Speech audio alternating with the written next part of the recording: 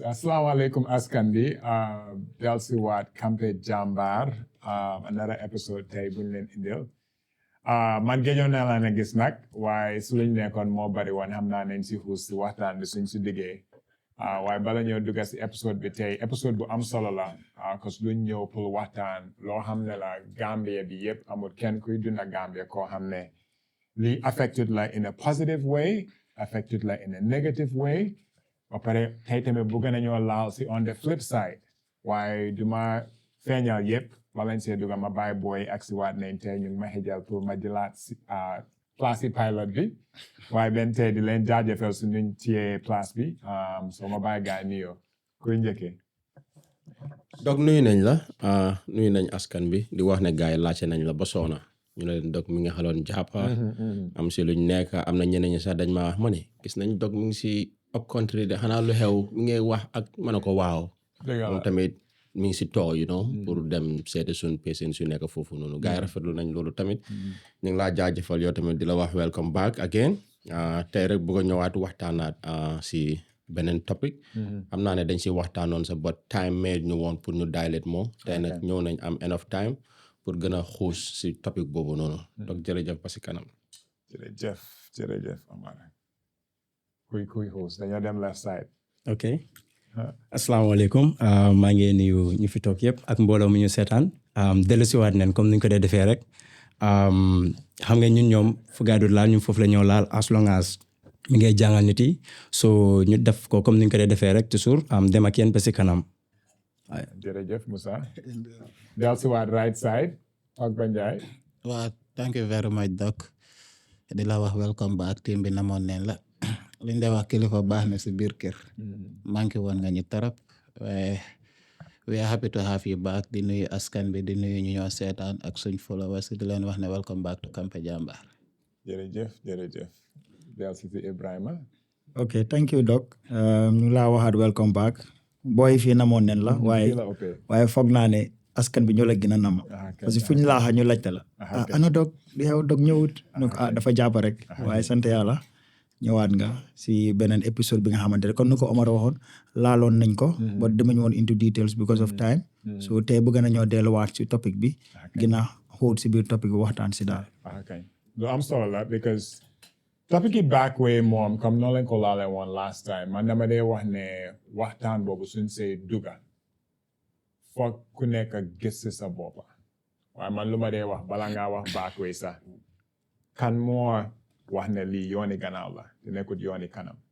parce que man lu ma gom doomi aadama bu ñu yàlla bindee àdduna bi yëpp la ñu jox ne foo mën a uti nga dem uti fa soo wéetee mu indi jigéen ko nga àndaa moom ngeen mën a soo migration ak doomi aadama dafa mel ni picca boobu nga aayee naaw soo jamono bi léegi la rek moo tax balaa épisode bi doon door maa leen doon laaj kañ la Backway syndrome bi door te di leen laaj ne lu tax tubaab bi buñ ñëwee fii ut si jaam yóbbu leen yeneen dëkka lu tax loolu nekkutoon illegal migration ndax loolu was illegal loolu nekkutoon yooni kanam tamit parce que kenn tàggoo dem ñoom ñoo ñëw jël ñun tamit bokkoon nañ si ñun doon jaayante loolu tamit waxtaan bi nañ si war a dugga so Backway phénomène bi maa ngi gis especially episode bi ñu ngi wax ne ok hope fear journey of survival because jaar yu bari daf si métti te xam naa xuusoon ngeen si waaye man lu ma bëggoon ñu dellusiwaat mooy pour waxtaan lu tax loolu mu nekk crisis léegi su suñ jamono bi fii dafa tax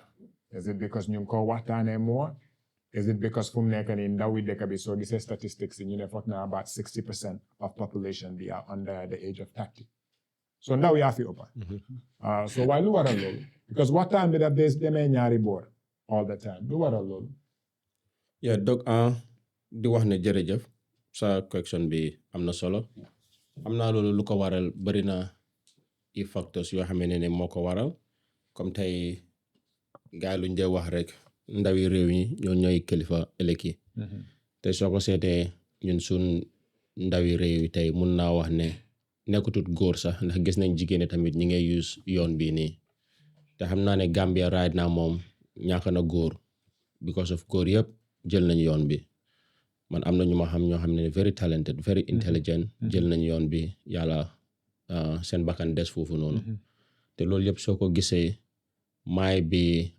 lu ko waral mooy bugg a dem dimbalew sa waajur mbala nga ut way of yow naka nga siy génnee si système bi because of man am na ñu ma xam ñoo xam ne dañ dem jàng school ba pare but amul liggéey te na leen mun naa wax ne tamit ñoom tamit maay bi liggéey yuñ bëggoon munuñ koo am so ñu ne you know what baal ma dem jaayante ko si yooni ginnaaw bi du ko Europe peer influence because of Europe bi tamit dew ma fa but xam naa ne tamit gars yi ni ñu ko waxee yëpp nekku ne noonu la mel waaye xam naa ne daal contributing factors yi bari na ñeneen ñi sax seen own family members yi sax ñoo leen si dee preso because of yow tey mënoo nekk doom bu góor yow suba teel xam nga dégg mita bi comme ni ma ko dee waxee mi ngi ting xam nga xale yi dem school cin baxul si kër gi nga nekk góor war a faj gàcce boobu noonu yëpp tamit te dëkk bi nekk na dëkk boo xam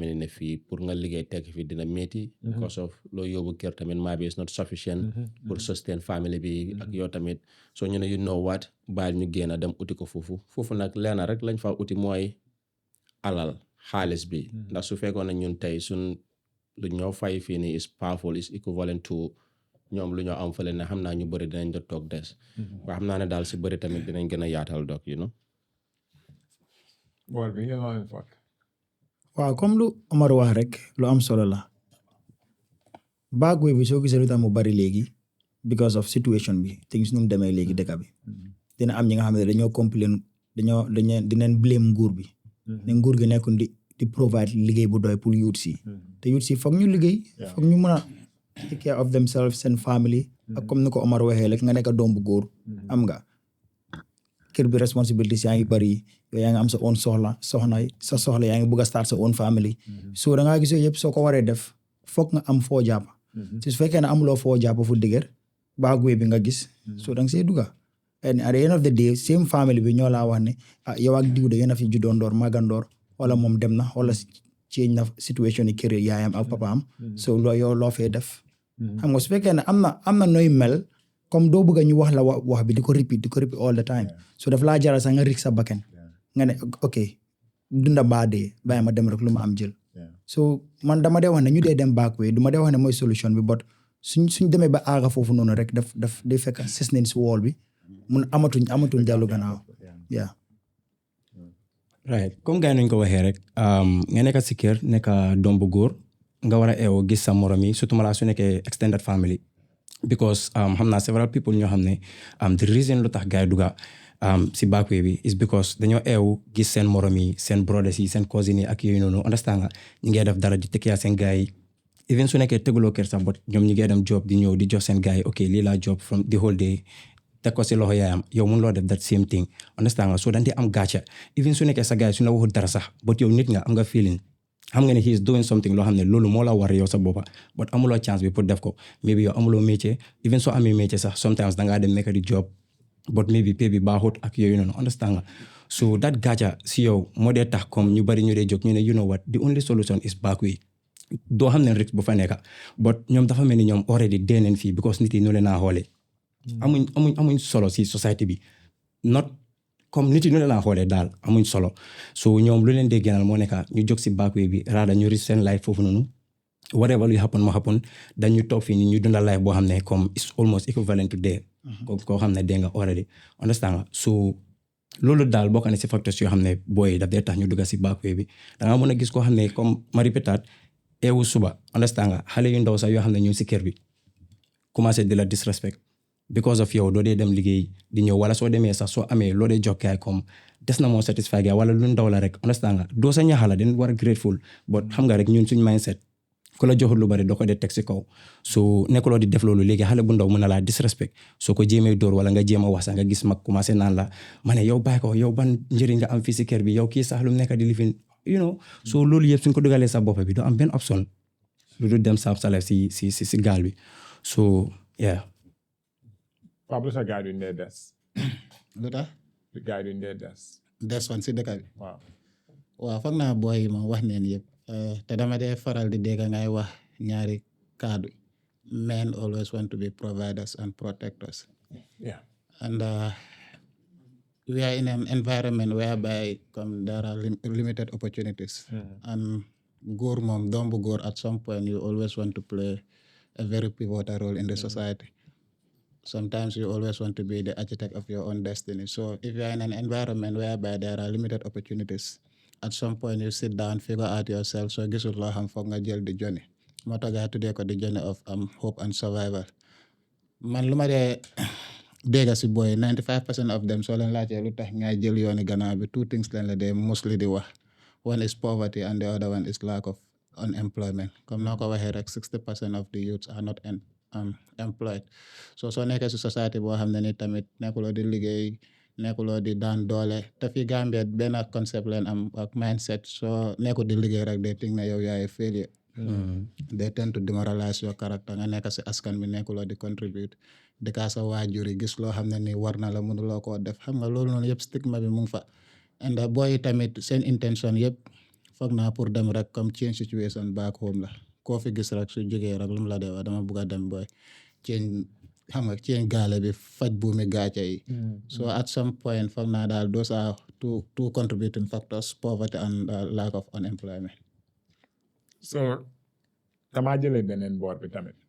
Because first of all man dama dee always disclose suma disposition because I'll be the first one pour wax la ne musuma am problème visa tukki dina nekk suma xalaat sax am na ñoo xam ne dina leen laaj boobu noonu as well ci ñoo xam ne dëgg la maa ngi amee ñaari passport duma dee musa xalaat ndax naa am chance tukki and things of that nature so it's a different perspective waaye comme noo ko waxee tamit dëkk naa on the other side pour xam ne coono bu fa nekk tamit ak xaalis bi sax léegi it's a different mindset waaye ñu bari luñ dee wax mooy ndax booy sooy dem sax ndax yaa ngi yóbbuwaale dara loo xam ne nit mun la see njëriñu in terms of skills am nga loolu waxtaan bi daf si dee nekk right because dañ dee wane yooni Backway bi sax da ngaa gis ne booy Gambie ñu bari ñoo day am skills soo aagee ñi seet na kan moo fi nekk carpenter kan moo si nekk lii kan moo jànga lii daf dee des so naka la ñu mën a balancer waxtaan boobu noonu tam because am na ñoo xam ne nu mu bon moom I think migration man dama dee wane ku nekk you have a right to migrate man xam ngeen nu ma ko dee ku am yooni tukki demal right waaye ñun tamit suñ generation I think part of it too is dañ unlucky in terms of timing because they nekk si diggi like a global restructuring right in 50 years tubaab bi dañoo ñëw Backway di ut liggéey Africa parce que xaalis si Europe mu ngi jeex seen paa yi ñu ngi mag Europe yu bari dëkk yu bari mag rek moo fa des right alal bi mu ngi ñëw Africa te man loolu dama ko dee wax ne suñ generation dañ càng si digga ñu jiitu soo passé grade 12 da nga am student visa it's easy Turkey was so much easier because ñoom ñu soxloon at that time da ngaa gis ne léegi yëkki Europe si boppam sax ñoomi ne ñu ngi duga yeneen dëkk pour uti police ñu ngi duga biir Angleterre parce que coono baa ngi gën a dang biir Europe si boppam te America tamit mooy noonu so ñun dañ nekk si generation bu xam ne I think dañ just unfortunate because ñëpp ñu ngi tëj seen bunte yi wala America léegi ñu laa wax ne foog nga joxe bond $15,000 pour visa loolu moo nekk bul dem kan moo am $15,000 pour mun a dugg bu njëkk bi it's impossible pour nga am I-20 university jox la acceptance America te duñ la jox visa possible sax léegi mun nga am I-20 mun nga am scholarship sax ñu deny la so but on the flip side lu tax tamit ñun suñ delluwaatee ñu seet ñu ne neen ndax booy dañ dee pare pour dem wala dañ dee bugg a dem ba pare figure it out donc laajte nga lu am solo to be honest booy duñ dee pare luñ gis rek mooy dem because of ñu bëri sax seen skills yu ndaw yuñ jot a xam si yoon bi lañ ko jàngee comme man am na ñu ma jot a wax comme bu gaay demee ba Libya foofu noonu it's hard foog nga jéem a def one or two things pour nga survive so da ngay gis man ak ñeneen ñi suñu leen téye prison suñu laajee kan moo mun def mécanique ku mun a def lii ku mun a def carpentry yow even though mënuloo sa bot yaa ngi bëgg a génna da nga ekkati sa loxo nga dem nga def ñu supervise la soo amee yoon nga daw nga escape so ñu bëri foofu lañ ko teg te ñun Gambien bi tamit nañ ko wax te dee but ñun tamit duñ dee bëgg a jàng métier ñun bëgguñ jàng métier to be honest fii bëgg nga dem school nga wàcca nga toog si office wala nga am sa noble job man xaw ma naka la gaay define noble job nag xaw ma ndax mooy takkataay dem job wala toog si office mooy noble job I don't know but ñun jàng métier ñun loolu suñ problème la ñun foog nañ ne képp koo gis mu def carpentry mbala mu def welding mbala mu def électrique loolu like xam nga kooku dafa xalaat wàcc boppam si société bi te in the outside world man ñu ma déggee ñu am skills yooyu ñooñu ñu ngi survive right ñoo ëpp xaalis sax survive foofu noonu very very well ba pare économie du leen di effect dama xam ne soo nekkee plumber electrician carpenter yéen liggéey soxluloo boss yeah bés bu la neex ngay liggéey dëgg every day soo bëggee liggéey xaalis di nga liggéey xaalis so waxtaan bi dégg la dañ dee wane opportunity nekk fi and I do believe that ne opportunities yu bari nekk fa but also tamit foog naa preparation bu bari tamit nekk fi because Gambia is very interesting yeneen dëkka mun ngaa dem nga wax ne ok àgg nañ saturation ba nga xam ne liggéey yëpp seen nit yaa ko nekk di def waaye Gambia soo ñëwee àggaguñ saturation boobu because secteur yu bari Gambians si dugguñ si but on the flip side ñu ngi wax ne opportunity amut waaye ñeneen ñu nekkul Gambia ñu ngi ñëw di jël opportunity yes xam nga ma doon wax loolu noonu si part 1 bi comme ok awma problème ak kuy dem Backway because understand naa seen situation understand nga comme dëkk bi dafa hard comme pour liggéey am ko fii nii dafa métti understand nga but the thing is comme that energy boo use that effort boo make ba dem si Backway bi am na ñoo xam ne ma ngi ko waxoon fii gars ñu ne ma non ñii dañ dee dem si Backway bi fekk amuñ xaalis sax ne ko xaalis rek ay dem because su nekkee xaalis la one can understand maybe nga invest ko ñu ne ñeneen dañ dee dem rek commencé di wax gars yónnee ma xaalis loolu leen dee use ba aga that energy boo use noonu ak fit boo am noonu ba dem without xaalis use that energy gars yónnee la xaalis nga dem ba aga out how about that same energy nga use ko fii Gambia comme na ko waxee gis nga comme ñun dañ am façon yi job yoo xam ne yooyu leen bugg a job so amul rek dañoo génn xaalis nekkul foofu sax exactly but am na yeneen job yoo xam ne mi ngi fii nii Gambians are not doing it comme na ko waxee foreigners yi ñoo ko nekk di def why not that energy bu ñoo use ñu put that energy fii ñu think outside the box ñu ne you know what Gambians yi li leen nekk di xelaat by mas xelaat outside the box foreigners yi they are doing this they are earning millions why not ma try man tam ma def loolu noonu bro te xam nga few people ñoo xam ne Gambia fii ñoo xam ne dañ toog rek comme youth si you know what bàyyi ma bàyyi ma dem am suma laan ma commencé di béy dara di jaay understand nga wala am suma poultry ak façon yooyu noonu xoolal ñooñu noonu ndax den daanu they are making millions they are earning tons of money understand nga so man I think ne youth si suñ trial ñu xelaatee noonu that energy bu ñoo def pour dem ñu def ko fii bro comme lu bari dina ci suma on side man that's what I think that's what I think waaye boy ndax dañ dee pare ndax dañ dee pare ok mën ngaa wax there are certain nit yoo xam ne duñ dee pare but doc let's say this if we are in a country whereby you have 60% of the population ñoo xam ne youths leen and they are not employed wala employment bi doyut because naa ñëw si employment tamit exactly gis nga you are talking about invest loolu noonu but fii is very hard to survive in this country fii loo am yaa ngi xalaat looy dundee looy fayee rent so if you are going to invest into something da nga invest something loo xam ne ni dina turn out to xam nga produce something better fii businessmen ni sax ñu ngi struggle right now much more xale bu ndaw bi just soog a jóg ok soo soolee seetee booy nekku ne ñëpp a lazy fii industrie bi booy ñu ngi fa non waxuma la xam nga waxoon nañ mbiri lazy xaaral non xam nga lu mu wax mu ne so I don't think Gambian men are lazy I think Gambian men are selective that's right they choose their level of comfort that's right waaye Fada lu ma wax mooy gis nga let's say from 2010 up to date that's probably 15 years ago ñu nekk si dëkk bi still di try pour survive still ñu ngi fuñ nekkoon waaw loolu mooy ting bi nag ñoo ñu ngi upskill seen bopp doc ok xoolal skills workers yi ñu dee graduate from this institution most of them are not working GTTI every year thousands of students are graduating with their skills fa leen dee dem after loolu you don't even have anywhere to go much more ñu nekk si taan yu ñu kapinta yi dëgg la you can invest in your country but provided that am nga fooy dugal fii ñaata companies ñoo fi am si dëkk bi donc ñoo xam ne ni mun leen employ youth si ñaata it's very few compared to other countries so at some point yow soo nekkee góor nga xam ne ok yaa ngi si dëkk boo xam ne ni survival of the fittest the chances of you making it is very limited but at some point booy foog nga jóg sama laaj la dara waaw sa boy du ne hustle yeneen African dëkk like kenn African dëkka any African dëkk comme jógee fii dem maybe Kenya. dem Sierra Sierra Leone Leone. non moo loolu nekk bëriwul. value bi xaalis bi value bi déedéet lu ma miin mooy ñooñu waaw xam nga dañ ne ñëw Gambia aussi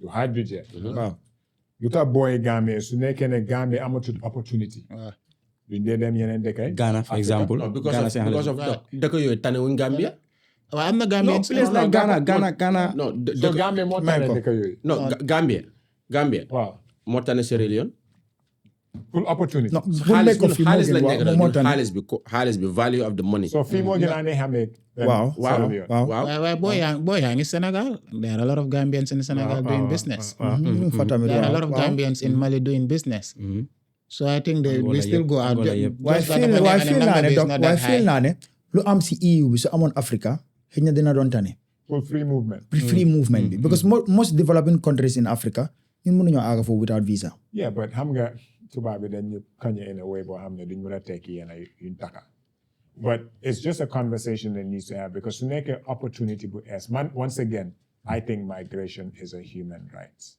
I am a product of migration every Gambian citizen is a byproduct of migration because kenn jógewut Gambia ñun ñëpp suñ parents yi grandparents yi migration moo tax ñu nekk Gambian citizen so first of all loolu we need to establish it moo tax man dama dee wax ne ku mun a dem dawal nga dem su nekkee jaama mu ngi la faa fekka ba pare you're prepared to go because yow su nekkee am nga métier boo xam ne fii Gambia dañ la koo fay $10 beneen dëkka be it Europe be in Africa be it anywhere else soo demee ñu fay la ko $30 jëla bu $30 yes for the lifetime because that has but also provided you have a plan because I think xam nga tamit this image of Babylon or this dystopian image comme da ngaa dem rek ubbi pompe do we have the right perspective of what the West is but dog man I still think no matter what is still better than he no still by far better than Gambia dog this guy got more than that and that's I'm gonna small master we have to be careful because I've lived half my life in the USA right I have a Gambian passport I have an American passport so I don't ever want to sound as if my girl boy now bullying them for near with X, Y, and Z. No. Why when it comes to social safety nets, the first 5 years of you being an illegal immigrant right now in any Western country, opportunities you don't 10, 20 years ago. yeah Amateur. that is true Isn't that 20 years ago? Man, kun na neka America, yow nga ñëw ma jox la suma kayit nga dem liggéey yow nga ñëw ma jox la suma kayit nga dem liggéey yow nga ñëw ma jox la suma kayit nga dem liggéey benn kayit 4 or 5 nit mun nañ see liggéey di daan seen doole 24 hours moo am kenn du la check loolu amatul Amérique Gambien si bari noonu leen daan suturee seen boppa ku si am kayit bu njëkk bi passeport sax yow suñ xawee nduru sax ma jox la suma passeport nga dugg Amérique dëgg la daf daan am dëgg so the problem is te xam nga doon ne ñu ko gis parce que ñu doon waxtaan ne li ci xamul ne diaspora bi baxa bi amatul comme nu mu amee because ñoom tamit ñu ngi ko méttiloo pour soo amutee kayit nga am liggéey wala nga jànga so dañ foog ne remittance léegi soo amutee kayit da ngaa struggle lu yaaga so soo gisee time value of money right what's the average time nit day jël from the moment suñ dooree seen Backway Journey xaalis buñ si invest jaar bu ñooy jaar until they reach financial security and lu ma mean mooy financial security mooy munal nga sa bopp ba pare munal nga sa waajur yi on average how long does that take waaw dafa depend si nit ki sa wërsëg because am na ñoo xam ne waaye most of the time listen okay so ma wala wërsëg am nga luy wërsëg do you guys know survivorship bias what's that that concept there's a concept called survivorship bias meaning su 100 nits jógee ne dañoo def dara comme 2000 Gambians jóg ne dañoo nekk professional footballer kenn ki fola mu nekk Yankuba Minteh ba pare ñu focus rek si story Yankuba Minteh bi that's survivorship bias doo realize ne Yankuba Minteh is an outlier why there's 1999 yoo xam ne duñ ko make seen story si we never know right kenn ki injury la kenn ki X, Y, and Z ñun ñëpp si table bi fii I'm pretty sure we had a chance to be professional in something suñ si focus on waaye survivorship bias mooy average si it's more likely for you to be a successful carpenter after 10 years of practice than it is for you to be a successful illegal immigrant after 3 years in terms of long-term success. Why? Because yoon bi ñu dee dem and then success stories yi léegi-léegi ñoom ñoo dee ñëpp si moom lañ dee gis ñu fa nekka without security di finance si mbedd bi amuñ lu ñooy lekka bari na stories yooyu we don't know about it. Parce que xam nga loolu si la tegalee table wax la add 10%. da nga ko xalaatee different moo tax man la out story bi du dee complete ba pare léegi-léegi ñun ñoo dee tooñ ñi si tamit suñ ñëpsee life buñ dee wone Exactly. for 10 days is not reflective of life buñ dee nekka di nekka foofu, yeah. 355 days of the year. So da ngaa foog ne yoon bi nii la but there's horror stories ñoo xam ne halfway through da nga dem da nga can xamuloo fa nit sa santa bi niinu dara sa tur bi niinu dara nit ku la gis def la am na yenn dëkk yi racism is still alive dañ laa foog xaj dañ la def loo yenn yi so we have to have that full conversation. thank you gis nga Gambien yi ñu bari dende raada jël comme loo wax ñu def loola lu leen ne ñoom ñu jël loolu noonu ñu si année lu ndaw dan ñu def fi yenn façon yi liggéey Gambie fii nii seen morom yi di leen gisee loolu parce que last time ma ngi ko doon wax si part 1 bi man ne leen ne dendee wax ne ok man su ma laa bëgg a teral jaral na ma lu nekka understand nga jaral na ma dee sax ma dem out ma méeg ko ma ñëw teral ko waaye jaralut la nga dem nga fóotal nit yi réem wala nga dem liggéey si dadikama xaalis la for example nga dem nga liggéeyal nit dadikama wala nga fóotal nit raxasal nit def those petit jobs yoo xam si biir dëkk bi fii yoo xam ne dina la méegal money fii nga génnee sa kersa bi nga sànni ko faalewuloo kan moo laa xool nga rus understand faalewuloo loolu because of yow sa yaay daf la ko jaral understand nga waaye doo def loolu de nga naan fii nii su ma yaay daf ma ko jaral nga dem nga dugg si gaal I have no problem with them duma ko wax de waaye man suma opinion laa nekk di wax waaye nga ne ok su ma daf ma ko jaral nga bàyyi loolu noonu yëpp nga dem nga dugg si gaal bi dem rek sa life yow am na leneen lu tax ngay dem out de nekku just pour terrasse yaay loolu mu ngi fa dëgg la loolu mu ngi fa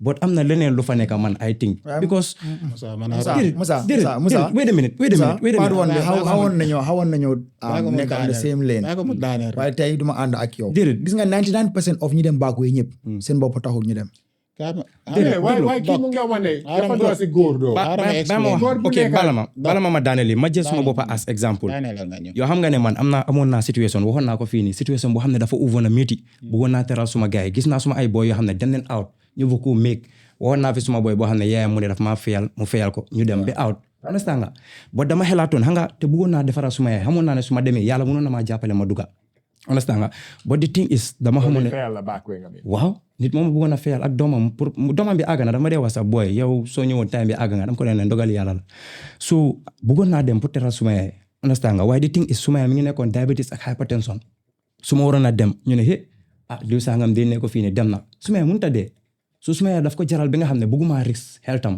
dew ma after lan laa mujjee def dama job security suma crush si time school koo xam ne kooku laa gënoon a nopp ñëw mu fekk ma foofu noonu ma ibil ko bunta waaye maa ngi proud you know what because damaa liggéey kenn defalul ma ko joxuñ ma xaalis free man may liggéey ma am suma xaalis mu fekk ma foofu moom sax bu ma xoolee bëtu ma xoolee sax nu ma gisee respect na ma xam naa ne xool na ma bëti respect parce que ruseewu ma ko understand nga so why not comme suma mbokki booy ñu try def that same thing ñu fàtte ay kii su ma xoolee nii lii low job la ay yooyu let them just do the job bro lu nekk stepping stone la da ngaa dem ba àgga foo bëgg a dem wala man fu ma dooroon last year ak tey alhamdulillah it's different fu ndaw rek gis nga Musa li nga wax dëgg la dëgg bu wér dañu war a jël suñu pride bi ñu teg ko aside parce que let's imagine ñu ñëpp live in the same house ok ñoo bokk benn parent xëy nañ man naa yow ñoo bokk yaay xëy nañ ñi papa lañ bokk also so ku nekk mu ngay aan ñëpp a ngay liggéey but man mi nga xam ne maa ngi on the list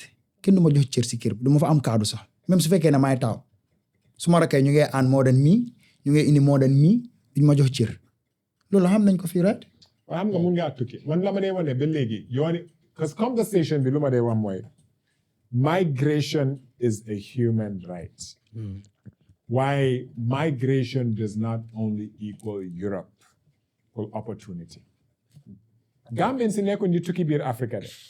Lakkal banana kay yow kañ lakkal banana. Can see you them any other country besides Okay, Sénégal man Sénégal rek laa yem Sénégal rek leen em. te ma si village bi laa yem mbab.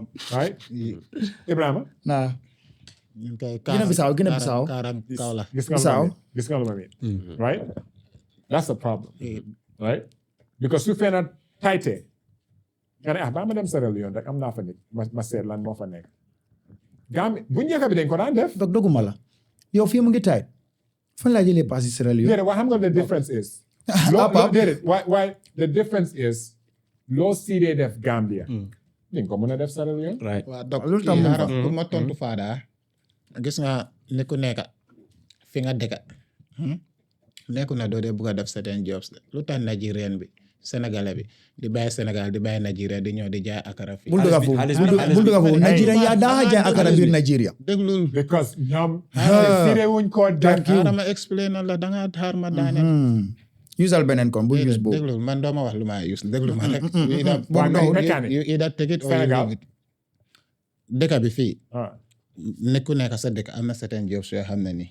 doo ko fa mën a def loolu fii leen ko fekk waaw loolu xaaral ma loolu mooy explain suñ rek. problème Xaaral ma explain loolu rek. wax loolu nekk di wax. xaaral ma explain na la donc loolu fii leen ko fekk loolu soo demee Nigeria sax dañoo migrate pour def yeneen job si seen dëkk yi. non waaye moo tax ma ne moo tax ma ne think moo tax ma ne ko bul use Nigeria bul xelaat nit yi moo tax ma ne la think outside the box bul xelaat nit yi ñoo xelaatee fii leen ko fekka nekkul loolu nga war a def musuloo dem Nigeria de waaye Nigerian science biir dëkk bi di def waaye yeneen job. yow musuloo dem kii dafa musa Nigeria. dem Europe musuloo dem Europe de xaaral ma explain xaaral ma daaneel rek yaa ngi wax booy yi waruñ ta dem Backway or there are certain jobs yoo xam ne bëgguñ koo def fii nii donc the fact of the matter is here is very hard to survive.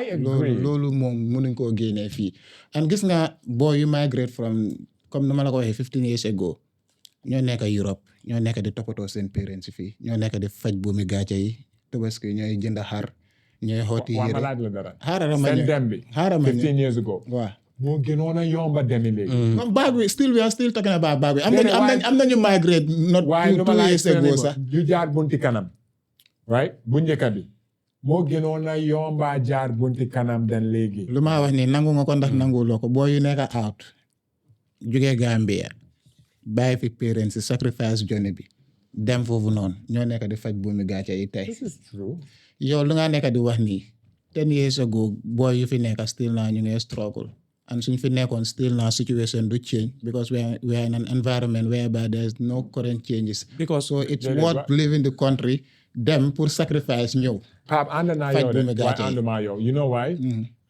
gis nga doomi Adama waaw soo toogee benn place improve loo waaw it's not a function of sa environment rek de dëgg bu wér ku sa environment rek de plays a right very huge role yow mii right ama dee wane ku nekk dang dee war a am a map and a mirror xam nga loolu dama ko dee wax all the time doomi Adama bu nekk da nga war a am map ak mirror map bi moo laa wan fooy dem waaw seetu bi saa yu nekk da nga war a xool si seetu bi gis sa bopp reflect that right that's why we need to have an honest conversation map bi mun naa nekk as a young Gambian right you need to go to any environment that gives you the opportunity to either learn more knowledge or make more money any environment will you agree with me that many Gambians left their work not just unemployment youths left the country ñeneen ñi dañ fi bàyyi luñ fi am moo sax tax man la ngir tukki Gis nga because doomi- situation bi is not Ah. helpful ñun suñ maas rek a dof ñu bàyyi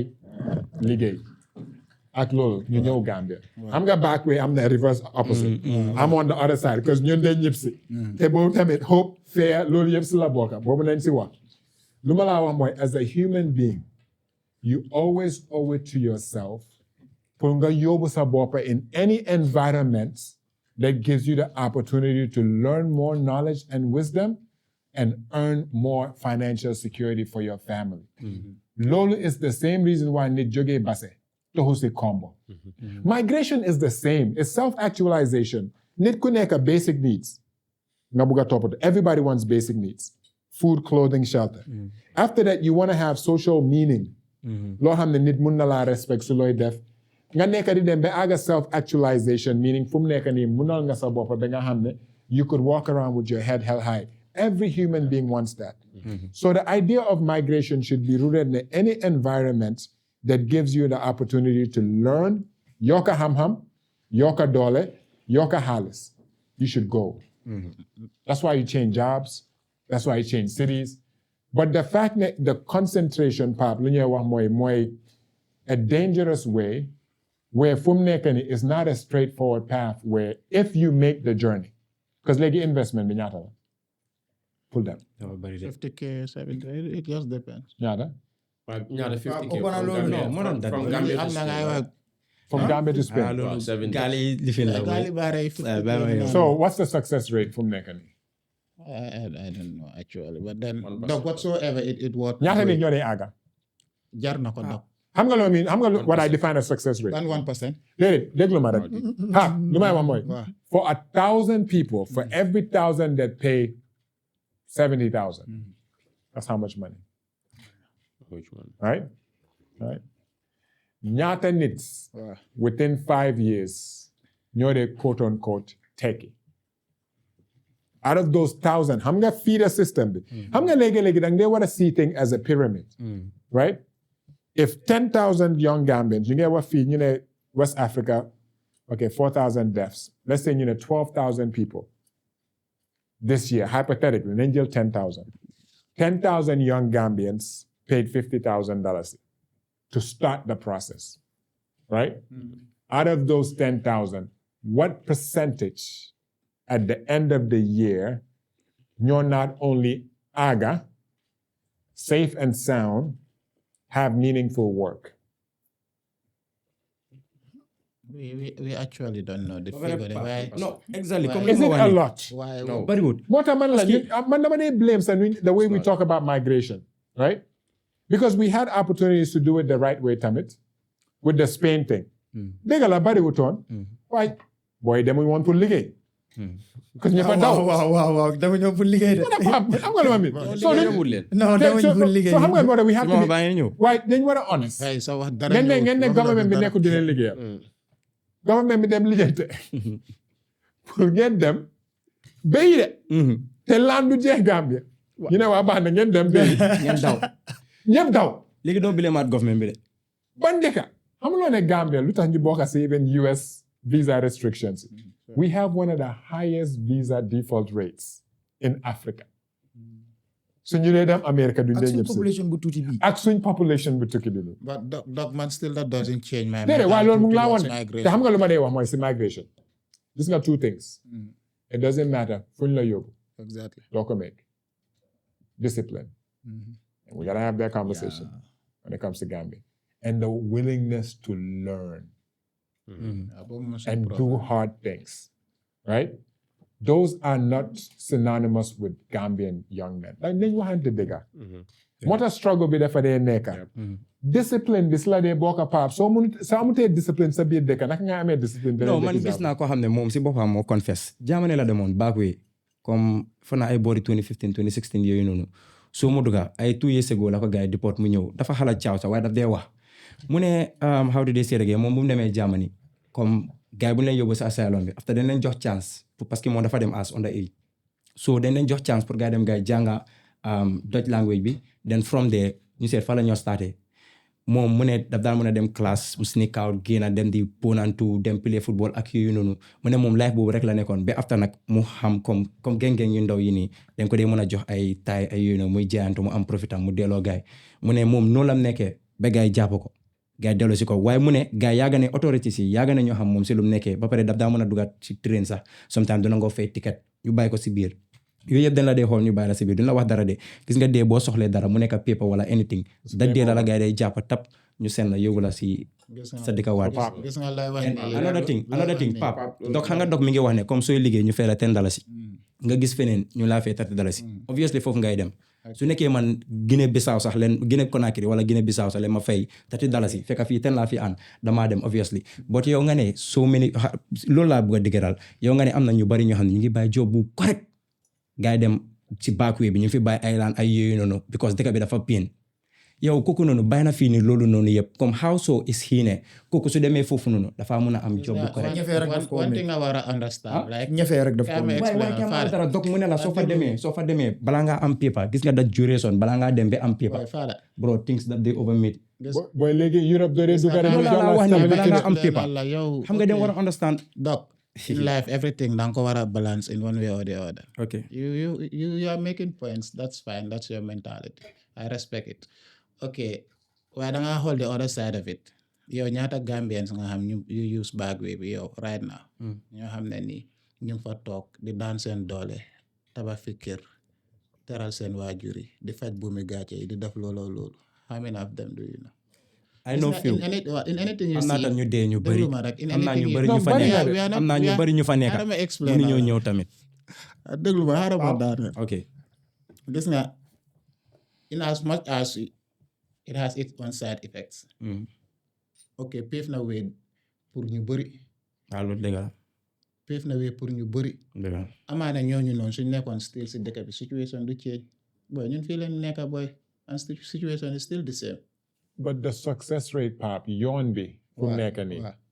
more dangerous boo xam ne, right? Percentages yi the odds fu mu nekk nii xam nga every year mu ngi gën a métti. nañu waxante dëgg. Voilà. Every gal bu dem is harder than the gal before. yeneen dëkk yi they're doing more things fu mu nekk nii pour intentionally toroxal boy yi just to prove a lesson. moo tax ma ne la léegi the journey, right? man dëgg la because doo mun a jox ñëpp opportunity. moo tax ma ne la unless nga mun a jox nit ki nu mooy fajee buumi gàccee mi o nga amal ko solution doo ko mun a wax ne bul dem. right?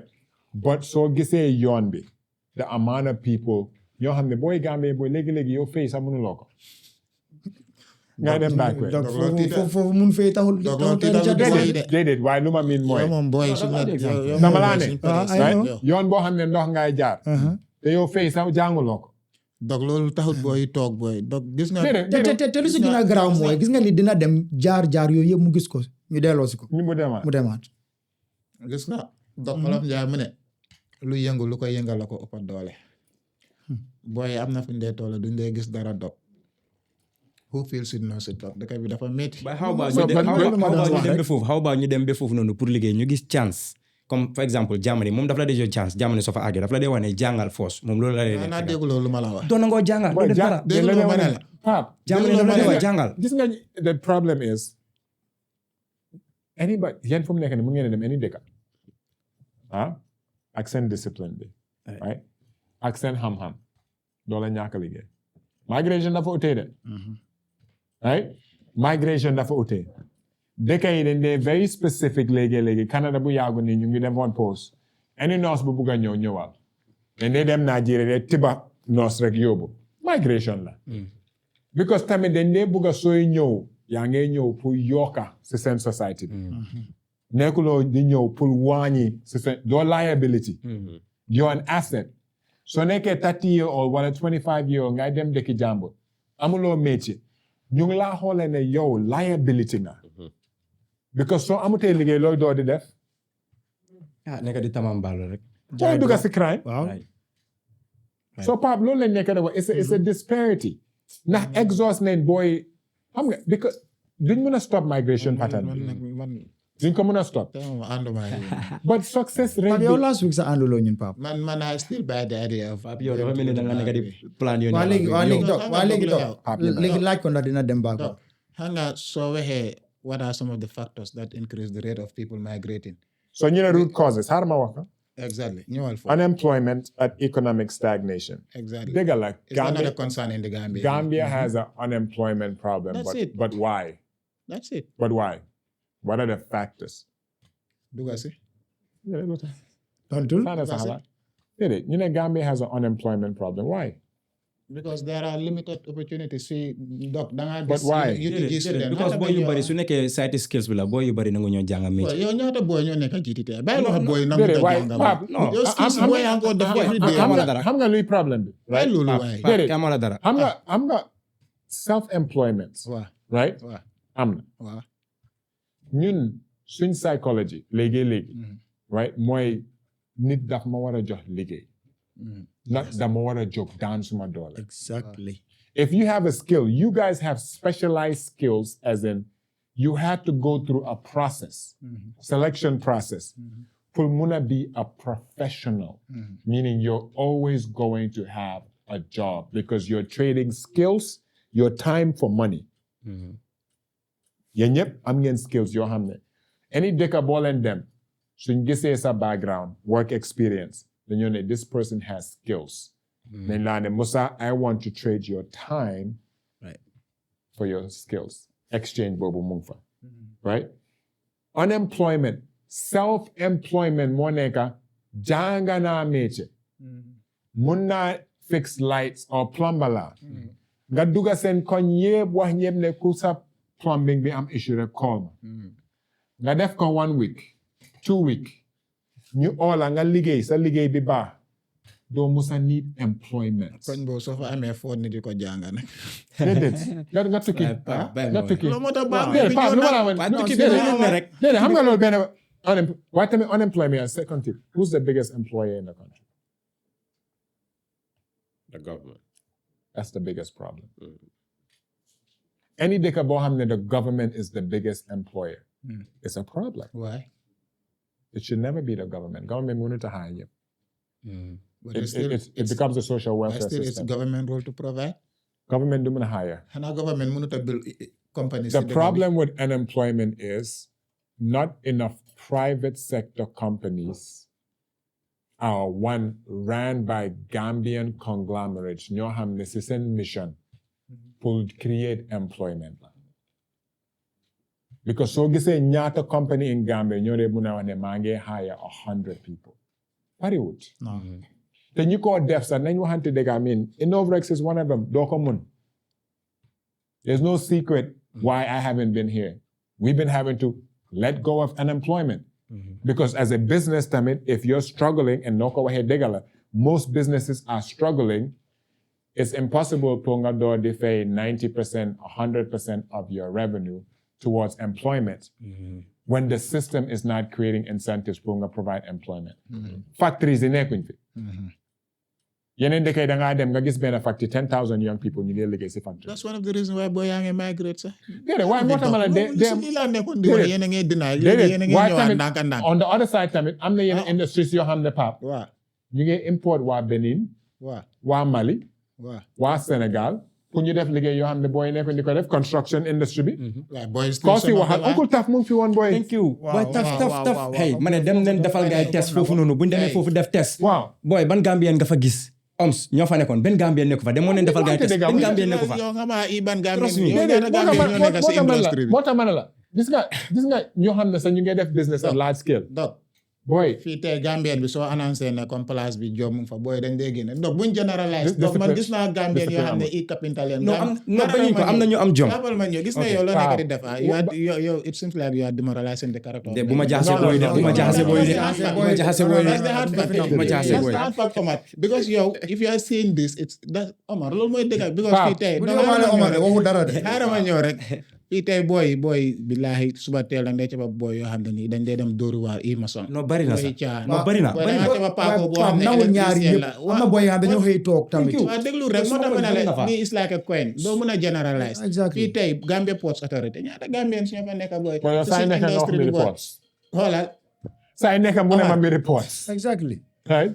boy du waxi caaxaan de yow loo nekk di wax nii boy loolu taxawut faada taxawut de cause boy dog there are very limited opportunities in this country boy country boo xam ne 60% of the youths dog nekkuñ di liggéey moo tax ma ne la we gis nga have a Backway demographic problem Pape. so xam nga ñaata UTG students ñoo migrate through the Backway non waaye am liggéey taxul nga am liggéey Gambie bi. loolu is one of the factors da nga jeexal school jeexal UTG dog office bu nekk nga dee drop sa office rek nga war a kan moo la mën a jox liggéey. donc xanaa soo yow amee UTG student bu graduate in banking and finance yow fan nga expect mu dem drop papers waa léegi may ma xam nga ñaata nit in Nigeria ñoo am masters te ñu ngi dawal moto bay am naa in Gambia fii laa la wax in Gambia fii Right. Gambia yow ok moo tax ma la ok déglu lu ma political wax. science student bu graduate from UTG léegi fan la moo dem submit document am na nga bëgg mu yóbbu ko si cabinet lan mooy career path léegi political déglu. science student.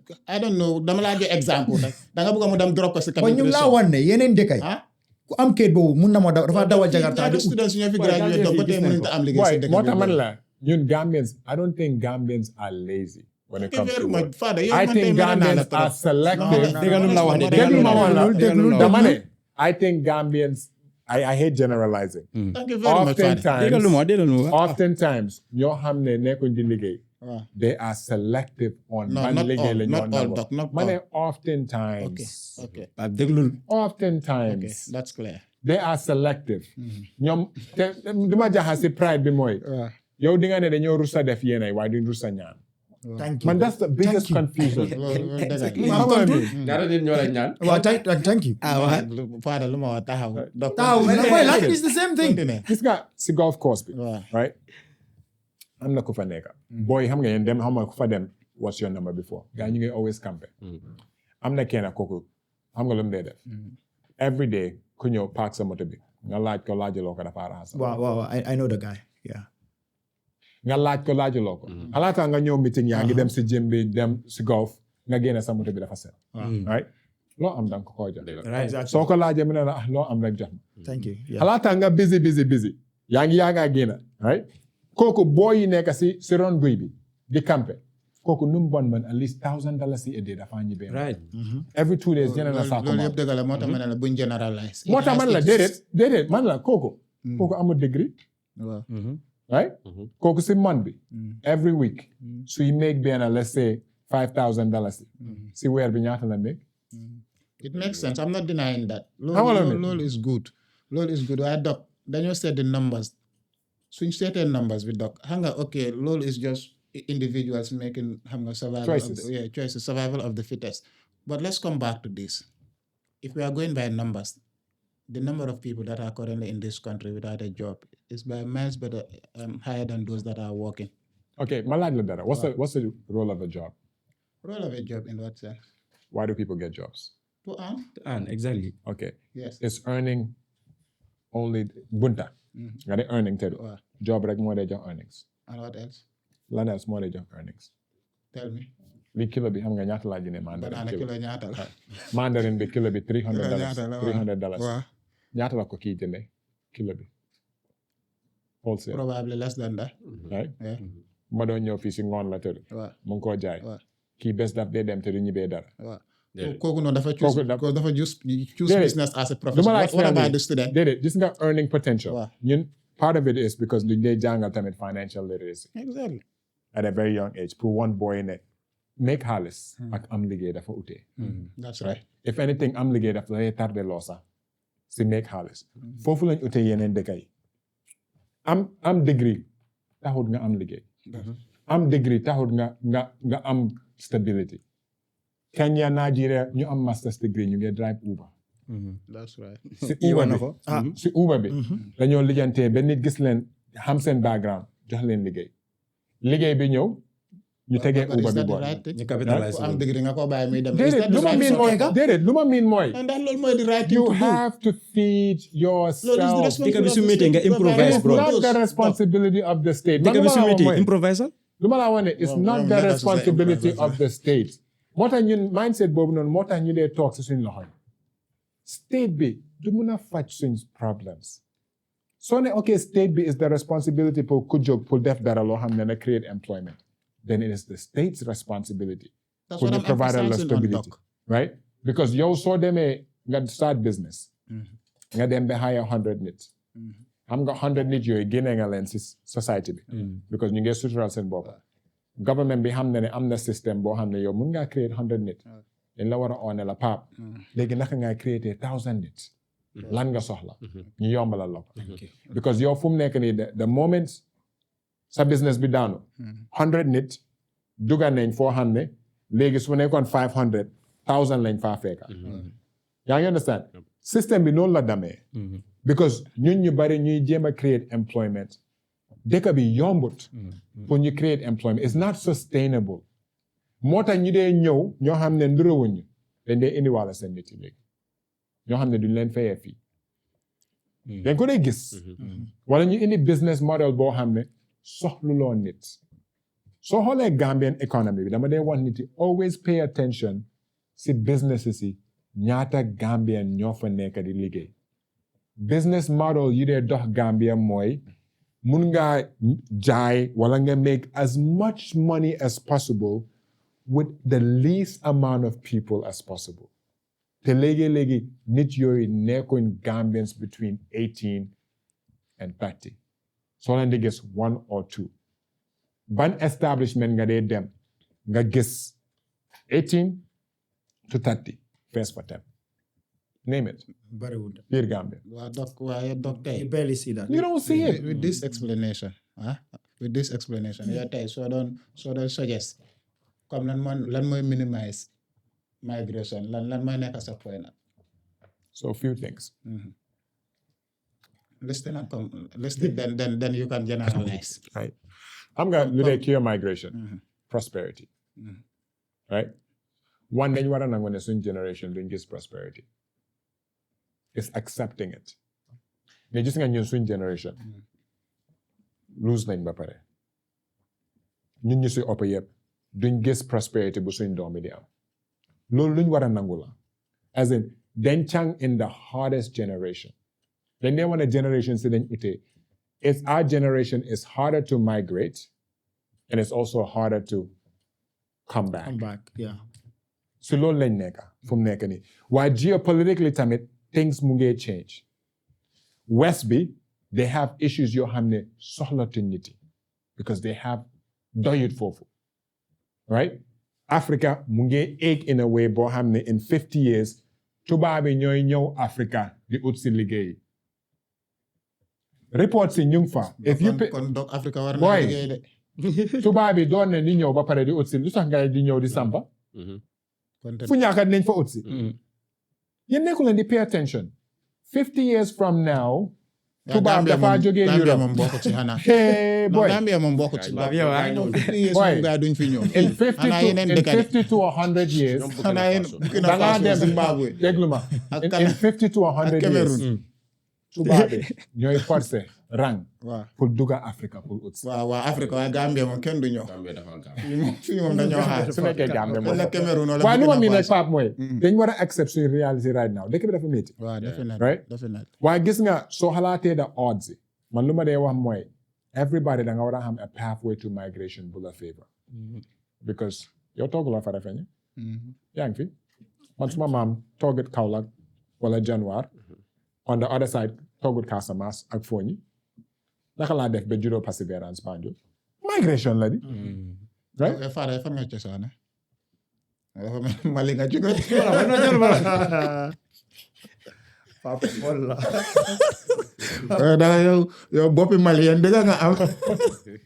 ba yow dama dem Wednesday rek. dama uti Pape loolu laa miin as in Right. ñëpp dañoo migrate by force whether you like it or not migration is part of the human experience but what are you migrating to and with that's the biggest thing so Pape to what solution bi ma ne ñu suñ generation waaw.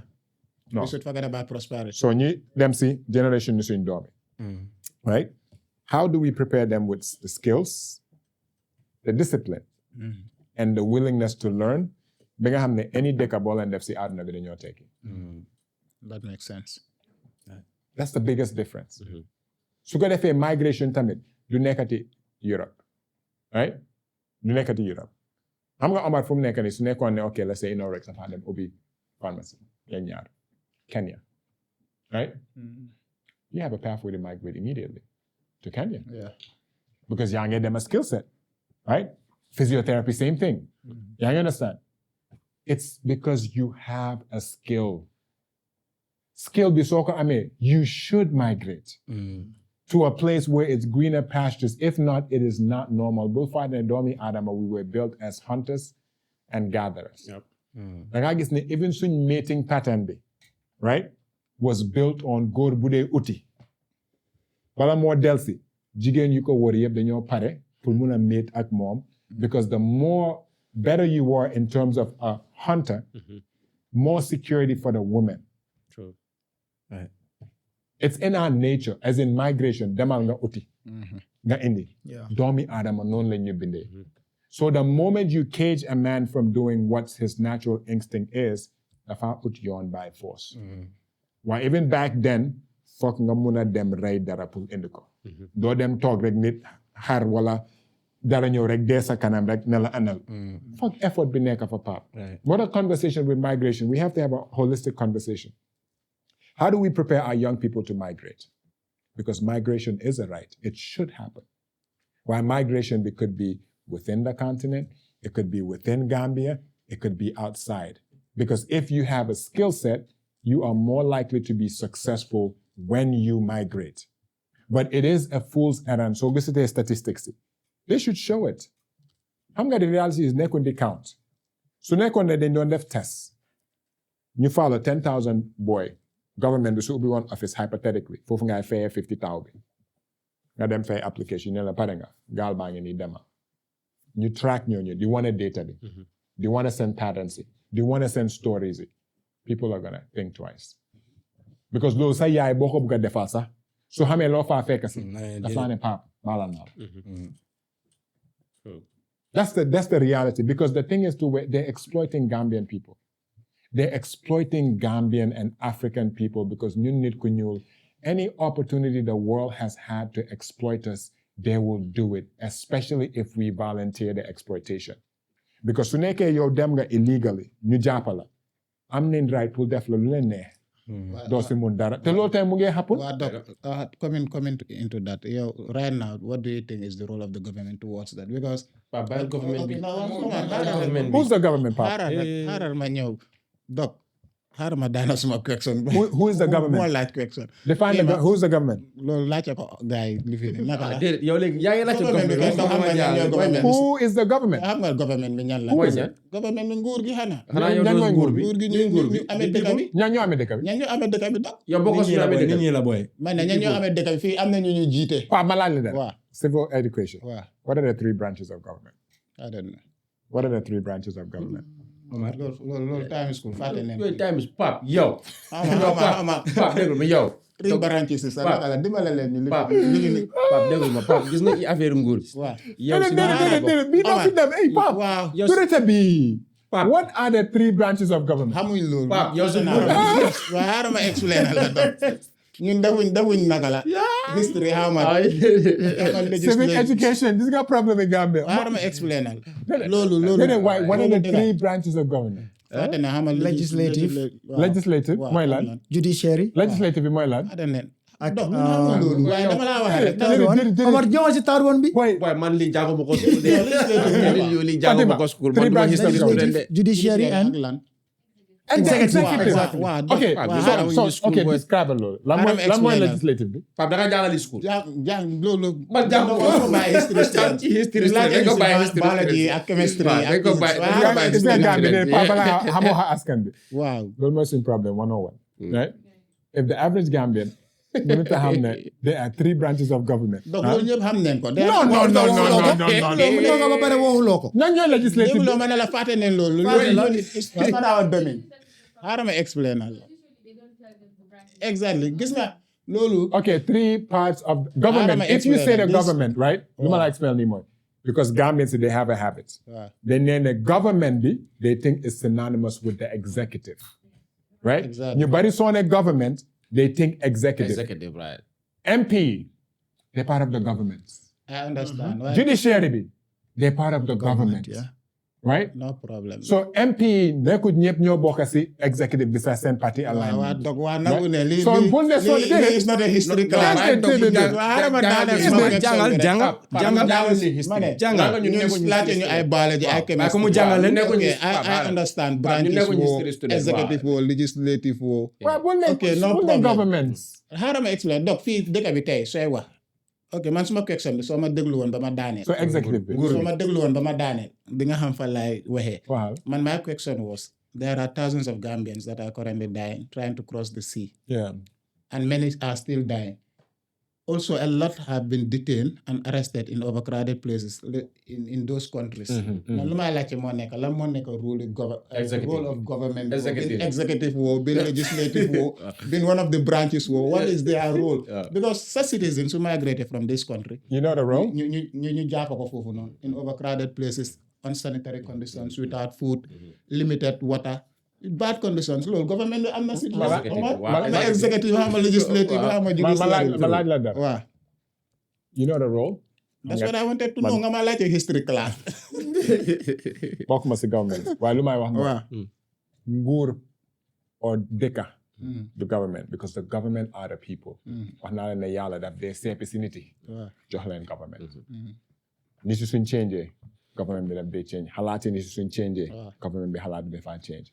waaye dëkk yu ko nekk di def successfully xalaatuñ migration dañ incentivize industries ak nit yi ñu create opportunities si biir dëkk bi xam nga migration naka nga dee stoppé right now su ma demoon dem Kankuntu bu yaam fooñi su ma dëkki papa ubbi fa pharmaceutical company boo xam ne dafa hire 10,000 Gambians a year right jox leen healthcare jox leen living wage migration dafa dem down si dëkk bi in one generation then moo tax lu ma explain déedéet ma ne long term planning bi waaye dafa fekk tamit déedéet waaye déglu ma wax la dafa fekk tamit léegi ecosystem bi si jàngin bi ñu ngi leen di prepare ak skills yoo xam ne factory bi mun na leen a take up America dang dee dem yéen a dëkka entire family generation si moto factory bi la gaay liggéey maam bi set bi mun ngaa tukki once again am na doom yoo xam ne dañoo migrate ñu dem beneen state because xëy na dañ bugg a dem defi biology bugg a def leneen waaye any person in that community am nga a ecosystem boo xam ne daf la absorb ñii ñuy retire ñeneen di dugga so foog mu nekk futuristic planning waaye tamit dafa war a fekk tamit ne maa ngi ak yow foog mu nekk ecosystem waaye tamit gis nga mu ma doon laajte ko ecosystem is the study of man in relation to his habit waaye déglu ma wax la déedéet waaye xam nga boobu ma laajte ay ma wax la dara tamit waaye waaye xam nga lu tax du dox on the flip side su nekkutee a society of discipline ak jam ak jànga factory bi dafa ñëw every day 10,000 nit ñu ngi late right si bés bi nit yaa ngi nekkuñ di productivity dafa dem low so factory bi si boppam du mun a antal su yàggee same factory bu nekk Kankuntu waa Ziguinchor yi ñoo faa liggéey same dëkk bi ñoo xam ne mun nañoo liggéey si factory bi doo di complain ne opportunity amut moo tax man la suñ jikko foog mu change loolu dëgg la te noonu la fa dee demee because fii kuy create employment pour Gambians yaa ngi joytu jikko Gambians tamit loolu dog damaa nangoog yow 110% because of waaye man yëpp dama ànd ak Pape foofu noonu nag dog parce que yàgg naa leen déglu tuuti léegi mere na ma jël suma time ñëwal tuuti waaw ndax Pape foofu noonu du ma ne nguur bi but executive bi ndax noonu lañ ko tuddee waaw executive bi right executive bi dog man dama foog ne dafa am a big role pour lu moo play fii nii léegi tey for instance ñu jël sun dëkkandoori Burkina Faso ndax ñooñu seen nit ñi Pape are they thinking of migration they thinking of taking the back way jamono yuñ toll nii no because I don't think they are not no gaa ngay gis resultant man tey su ma mënoon opportunity waa Sénégal sax yeah man tey su ma mënoon naturalize damaa dem Burkina Faso ñu ànd sax yow moom doo dem yow faade yow so because so yow Gambian citizen bi jaral la ko jaral na ma ko non jaral na ma ko sax du ma ko rafetal sax ñu ne am na ñu ko day soona am na ñu ko dee ut non déedéet waaye Pape looy wan nekk lu ndaw de ñu bari suñu leen laajee bu ma jaxasal ak dama ne it's a fair statement dégg ma wala fu mu nekk nii bu ma jaxasal donc that's a sign of dëkk bi ñaata Gambians suñu leen joxoon na opportunity pour beneen African passport ñu instead of the Gambian dañoo jël kay dog loolu moom mooy dëgg bi man damaa jël as mene as soo ma joxee Morocco ma jël Burkina Faso Cape Verde ma jël out of dëkk yëpp nga jox non man dog Morocco moo tane fii man Burkina Faso dog damaa yow dem moom xam nga loo gis Burkina man dama suma Gambian bi like yow da nga love of Gambia moom mënuma ko mu ne man love ma amal Gambia you can trade your country for any other country but in terms of opportunity la moo joxe passport non waaye yow soxla beneen passeport pour dem dëkk yooyu tekki fa non di waaye danga nekk di laajte fu tane fii man pour wax dëgg de only time bu ma nangoo joxe suma Gambian passport moo nekk passeport boo xam ne dafa ma may pour travel nga naturalize nga naan lii loolu lan la moo am Sénégal la amul fi ma ne bàyyi ñu non come on non waaye xam nga ñu bari de waxtaan boobu daf day ñëw tamit waaw dog dégg naa am na ñu dee ut passeport Gambia di si struggle nag waaw kañ oh yeah ñu dee la ñu ko dee struggle di ut nekk citizen we have one of the better passports in the region hey Ghana Town loolu la gars yi doon fight bu yàggu déedéet am na ñoo xam ne ñu ngi strike on that am na ñu nekk di liggéey si compagnie bi ñoo xam ne fii lañ juddoo di amuñ Gambian passport yeah Gambian citizenship is one of the hardest citizenships to have déggal war de suñ dëkk bi kon it's hardest to get dog suñ dëkk bi garaaw na de hardest to get man te ma ne ku nekk UK wala Holland kaay yaa ñu change soo ñëwee nga ñëw fii waaye Pape duñ mën di def yëpp si kaw Yeah, Doc, but I still think they have a role to play. Doc, They do have a role to play, but man, dégguloo ñu ngi bëggoon a yóbbu boy Spain kenn ñëpp daw. waaye Doc man idea boobu xam nga ne supportuma government bi si lu mu def. Billahi. Exactly because of Doc ñun gars yi lu ñu doon def fële mun nañu koo defal fii. mooy lan. bay man government bi leer na la xaaral ma ñëw. waa xam nga Spain. xaaral ma ñëw moo leen dégg dañ war a understand dara. léegi tubaab bi seen soxla rek. I know. bëgguñ laa jox yow lan nga bëgg a def. xam nga ñun moo tax may ma foofu danga laal fu am solo seen soxla. ñun tamit Doc dañ war a ndax government bi lu mu def nii ñun suñ soxla la. waaye ñaata nit leen si taanu 50 tey waaye foog naa 10,000 nit ñoo apply. waaw ñu tànn si ñaata. waaw loolu nga foog ne ñëpp dañ bëgg a dem bay. te gaa doon ñaay fence bi. waaw. loolu moo laa wax ne dëkk bi amul liggéey te 10,000 nit di apply 10,000 youths. ñun soo leen ñu bari si ñooñu ñoo doon complain fii si industry wala beneen moo tax man la start up business moo tax man la wallahi boy dañoo not start business. Doc boy dañoo liggéey. One thing we should keep telling young people, don't start a business. Starting a business is not a pathway to success. léegi mu ne da nga war a invest si dëkk bi. non starting bi. non. mu ne boy lu ñoo yóbbee Backway ñu def ko si dëkk bi toog. su la boy déggee yow. malien bi yow. You have to have a requisite of skills. pour mën a start. You could start a trade. Yeah. Or you could have like a way of getting supplemental income. Yo, jànguloo business, jànguloo accounting, jànguloo human resources. How can you start a business? Like what capital? Fan nga jëlee capital pour start business? xanaa nga dem jëli loan. Loan si Gambia, what's the interest rate? bari na de Gambia kay. su neexee ba neex 19-20%. Right? Business bi ñaata profit margin ngay nekk. ñaata business ñoo dee mun a clear 20% profit. moo tax boy still ñi ngay dem Backway. banque si soo demee dañ laa laajte kayiti kër. ban kayiti kër ngaa yóbbu. right? soo amee savings nga dugal ko si business bi on any given day nga kasaara. Billahi. Then what you do? You start from zero. Yeah. waaye léegi Doc man bëgg naa nga laal si journey bi what happens on the journey. xanaa Doc dafa dem ba di xam luy happen. nañ ci wax yow last episode. kenn demut waaye am na nit man suma journey bi dafa utee man nit si bi. Doc uyu ma. Doc dafa dugal ñu ne ko tii xëcca bel bi ñu ne ko tea or coffee mi ne boot. waaw boot nga laajte faada loolu. ma laaj la dara. waaw uyu ma. ban moo gën a métti. lan plane ak lan. dem bi wala ñibsi bi. non ñibsi bi moo gën a métti foog na. ñëpp si naka non du ma laa laaj mooy comme nga bàyyi fa yëpp nga ne xaaral ma ñibbi si suma lu ma laa yow loo def nii. waaw. non Doc yow loo def ak keneen mi. Doc loo man du ma ko risque. non Doc lu mu def moo Doc gën yow a nag métti. loo def nag yow Doc fa la nga bàyyi de. non Doc lu mu def moo gën a métti moos. lu ma laa wax mooy. ñu ngi wax environnement bi la nga bàyyi de nga ñëw fii de. nañ ñoo xamante dëgg it's a conversation we should have. right? am na ñoo xam ne ñu ngi bëgg a dem. right? am na ñoo xam ne ñu ngi bëgg a ñëw. wala ñëw nañ. right? The risk involved both ways. Right? Really, the risk is yoon bi, journey bi, but also yaa ngi dem because yaa ngi uti leneen. On the other side, yaa ngi ñëw pour mun a bokk si creating employment bi, creating value, liggéeyal sa dëkk. But the risk mooy you could lose everything. Which one is more painful. more painful?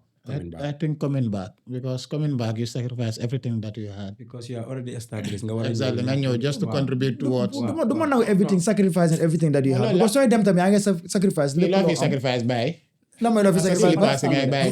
xam nga luy different bi fii amagul loo fi bàyyi. yaa ngi si pain already yaa ngi si pain. fii you are living the grassroots yaa ngi to go jógee and si establish xam nga luy difference bi fii yaa ngi si pain already yow yaa ngi wax ne lu ma fekk si yoon bi no problème waaye fële ne le am na loo faa demal waaye imaginal nga war a ñëw fii nii yow yaa ngi si comfort already nga war a jël everything from that comfort nga jël ko nga put ko at risk nga teg ko si Gambia xamuloo ne dafa daanu nii dafa daanu nii you will make it on. man foog naa so that's the am na ñu am fii business ñu bàyyi fi seen business liggéey yu baax ñu dem tamit. non boobu beneen boor la. moo tax ma ne ko comme yow koo xam ne yaa ngi bàyyi fii nii yaa ngi job si banque yaa ngi receive let's say 20,000 30,000 nga bàyyi loolu noonu fii nii nga ne da ngaa dem fële ne la te yow soowuloo ndax within the 5 years booy toog te amaguloo paper xamuloo loolu naka la moo mel. moo gën laa la wax di nga ko make nga toogoon Gambia man I think it's better.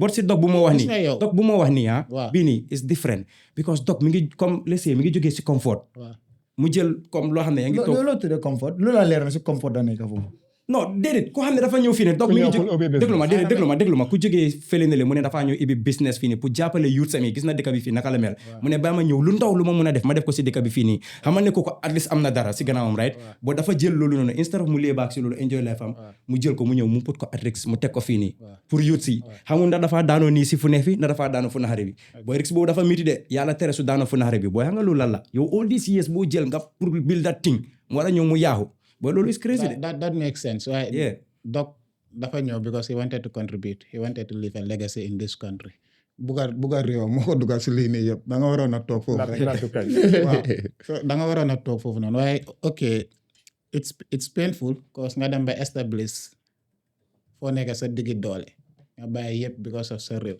and fii is very hard pour nga survive in this country Doc fii dañ la dee bundu xatal dañ la dee naj dañ la dee soxoree dañ la dee xee man bii kay du ma tudd government moo tax ma ne la xalaatee sa three branches yooyu noonu waaye Pape xam nga lu sax donc ma la de xam nga lu sax ma ne is important right nit yi la exactly te xam nga lu sax waxtaan bi lu am solo la because diaspora bi dañu dee seetaan man dama leen ne wane de the problem about man suma journey bi mooy it's in public over rek su daanoo ëllëg it'll be the story for every diasporan, which is a reality. Man duma ko den ba. Every single month from nekani, I don't know if Innovarex will be around in Gambia or not. Because he who knows it feels it. The swing story is documented. So execute du nekut because amuñ won ene bu baax pour dëkk bi. Nekutoon ne liggéey nekut ne yen staff bi sacrifice leen. One of the reasons why du daanu moy is because it's Gambia. Ak texa yuñ fi go through yep, it's public knowledge. It'll just be another story of lu fi nekkoon nekkatu fi. And next 30 years, 40 years from now, I'm the business yoo xam ne they're not Gambian bu ñib si. ñoom seen doomi ñu ngi third generation, fourth generation. Loolu dañ ko war a xoolaat. Because how many businesses have been established by Gambians ñu ñib si ñu last 15 years biir Gambia? Name one. You can't.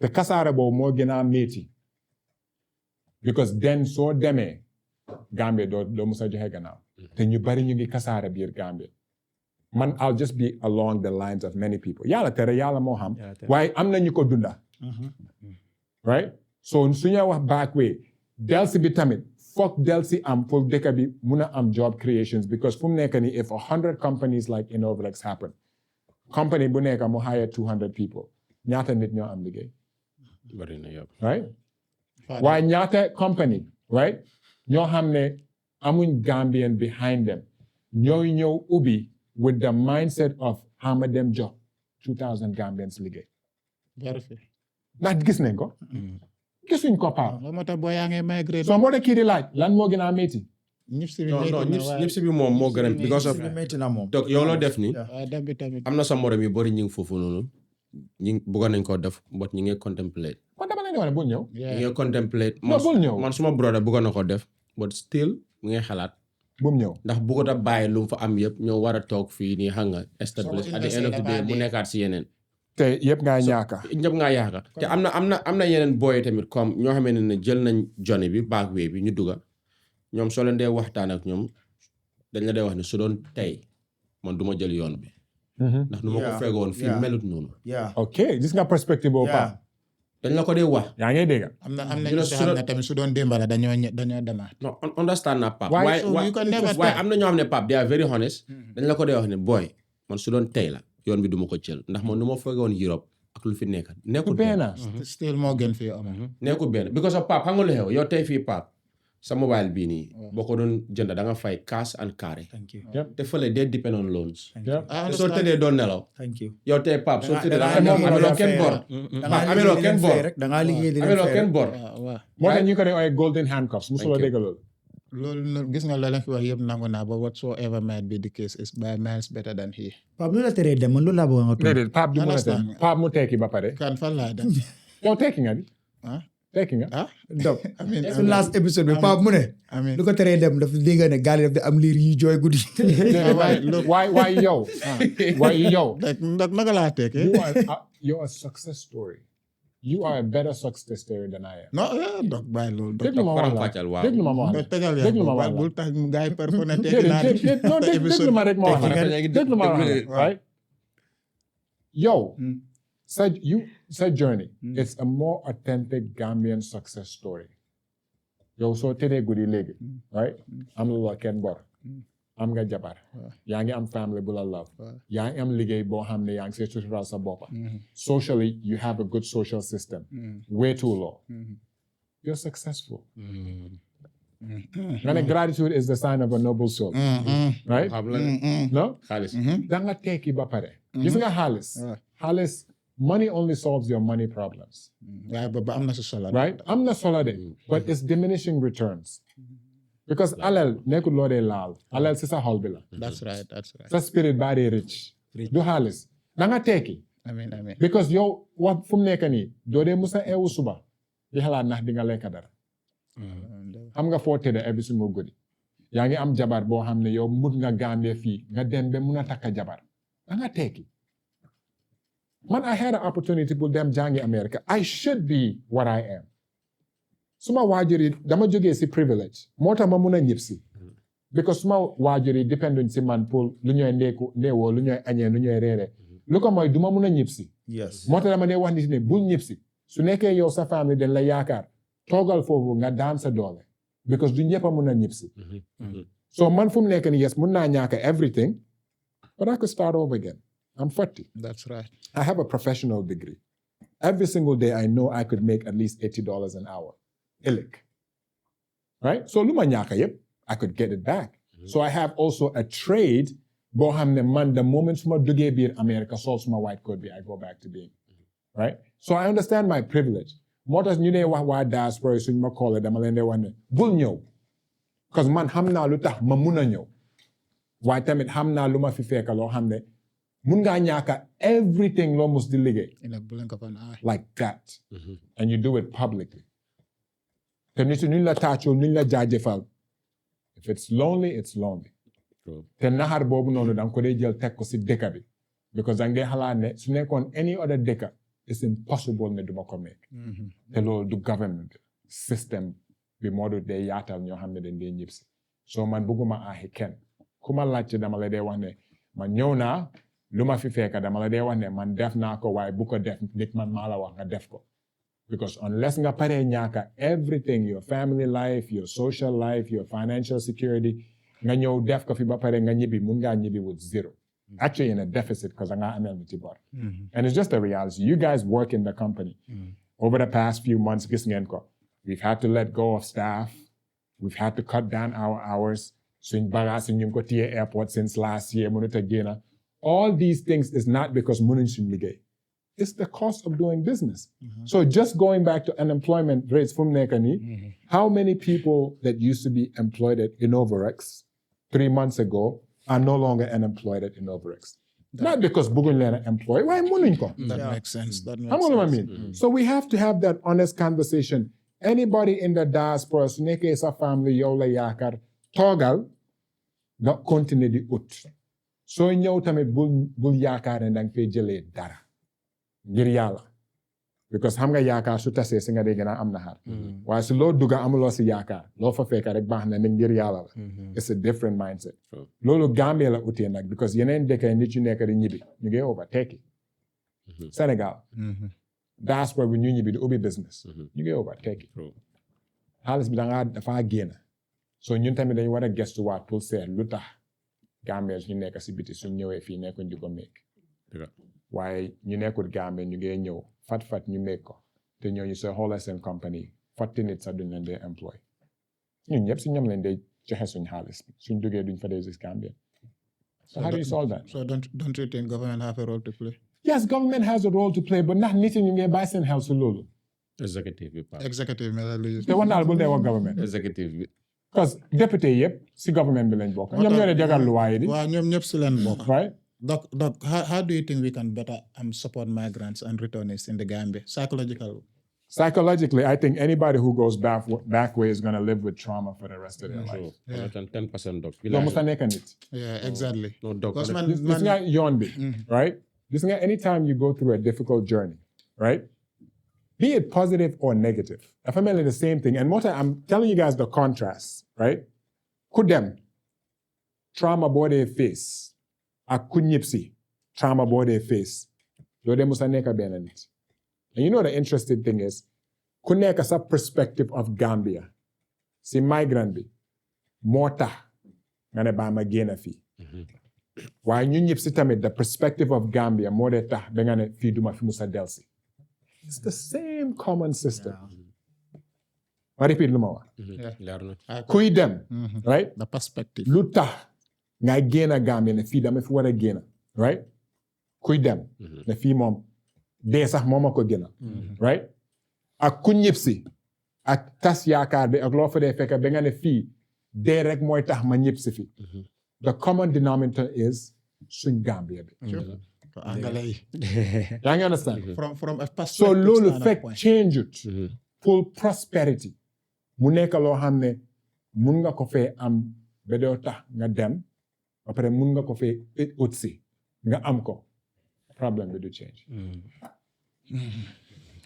That's the biggest problem. Moo tax ma la ñun suñ generation am na yéena yi it's game over. nañ jéem a puus rek pour seet ñun ñëpp how much we could do.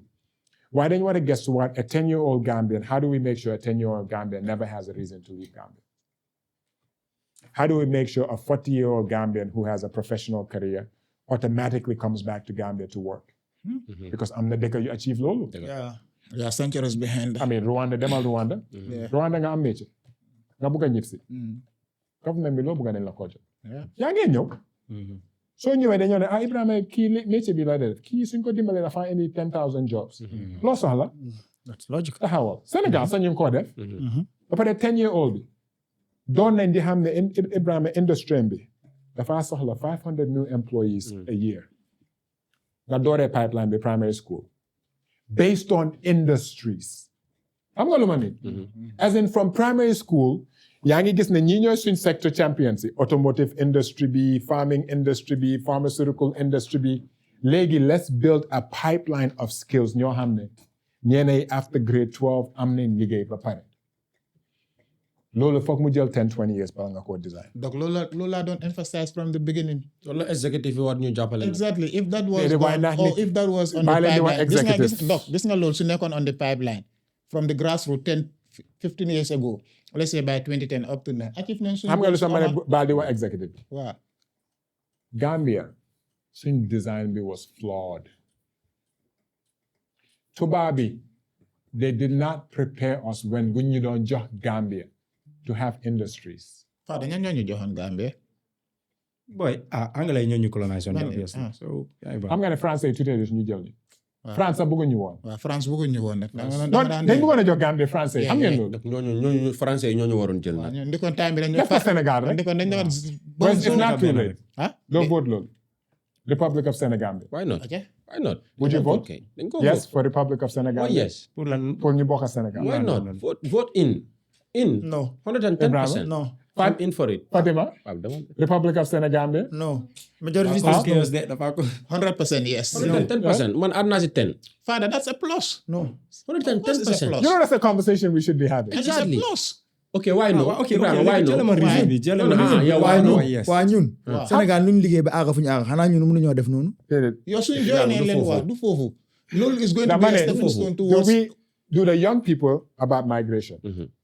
If we were the Republic of Senegambia, would Gambian people that were Gambians young, would they have more opportunities? fact. Yes. loolu moom is That will be a stepping stone loolu moom dëgg la. from Would our businesses thrive more? Exactly. Absolutely. Harama jël sa word from a perspective standpoint. That will be a stepping stone towards achieving our goals. Exactly. Yeah. Exactly. Because ñun boy ñun amuñ project ñun amuñ stratégie ñun. Hey, boy, Dog, naa no, leen that's- baal leen di wax dog, loolu. ñun fii dog nañ ko waxte dee. Papa xamal na fi loo fi wax fi la moo des si internet bi la moo yow des. yow mi No, waaye lan laa fi Pablo wax moo dëgg dëgg la la. waxal. That's not fact. Pablo moo dëgg la But xam waxal. nga lu ma leen di wax, it's just fii dëkk bi amuñ project for the youths. That's the hard fact. ndax youth si am nañ project pour seen bopp. Dog government bi dafa war a isi Déedéet, project. Dog, no, dog, yow si ban project la na am pour seen bopp. non dog defal ndànk executive yi Burkina Faso bi bu ñu ñëwee. Government bi la aaral ma ñëw Pape rek man Burkina Faso dama lañu am. dama ko jël alal. ah Alal. donc ñun amuñ alal donc ñun amuñ alal donc ñun amuñ alal xaaral ma donc ñun am nañ alal ñun foog nga ne donc ñun ndax ñun leer na ñun amuñ oil ñun Sénégal seen oil seen sangamaar bi dog ndax ñun loolu suñ ko def donc yow xam nga fu ma waxee ok yow bàyyi donc xam nga fu ma waxee donc yow booy dinañ la overmere moos yéen xam ne waaye donc xam na fu ma waxee moos ñun we just need dañ need ñoo xamee ne moos comme donc lu ma wax nii yëpp suñ mindset suñ attitude suñ concept ñooñu war a change because of borom kër moos yaay defar sa kër su teguwul si yoon yow yaay ñëw nga teg say loi ni laa bëgg a suma kër lu ma laa wax mooy suñ design bi was flawed. Right. Gis nga tubaab bi déglu ma suñ problème yi Gambie yëpp 1965 la doore. Waaw. That's right. Right. Gis nga dëkka daf dee am noo ko dee tabaxee. Soo gisee ñëpp bëgg a liggéey office because tubaab bi liggéey office lañ soxloon si ñun ñeneen yi dañ ñu bàyyoon gannaaw moo tax ñu doon build civil service bi ku nekk ñuy laa jàngal pour nga nekk administrator. It's not like 1965 then divide Gambia bi am strategy pour automotive industry am strategy pour farming am strategy loolu nekk fa woon loolu ñun ñoo ko war a defal suñ boppa so the design is kind of flawed right Sénégal soo gisee fu mu nekk nii ay Mercedes Benz ñu ngi bëgg a ubbi si manufacturing plant foog naa bés boobu another military lii ne ñu ngi build because they have so much mechanics that yow soo nekkee car manufacturer Senegal is one of the most ideal places pour indi assembly plant. so léegi dog Pape Mema ndax léegi ñun tubaab bi ñun noonu la ñu jàngalee woon ñun léegi dem nañ ba eewu. léegi ñun ñoo war a defal suñu bopp. thank you. no but that's true. loolu moom ànd naa. léegi foofu lañ nekk. moo tax man la nag du nekk su suñu lifetime. Dog. Burkina Faso de moom Burkina Faso. Burkina Faso was never like this. No, bias woo survival woo. dog am nañ alal de ñun Pape man dama gëm ne right. Pape man dama gëm. man Omar lu ma gëm right. Sénégal seen location bi seen oil bi fu mu nekk Pape ñun am nañ si yaa Gambia. boy fii ban intellectual nga dee toog sax nga dégg ko sax mu génn sax di la wax project about this country what should be done. Dog 5 years ago Mala Burkina was never like this. léegi Burkina sax dañ dee ban yeneen dëkk yi from entering their country. ñu ngi fi dog ñu ngi fi daal dañ intellectuals ñu ngi fi kay dog dañ am project rek xam nga dog moo tax man suñu waxee ne comme man dama bëgg suma réew dama bëgg a nii dog kan mooy ko bëgg réewam.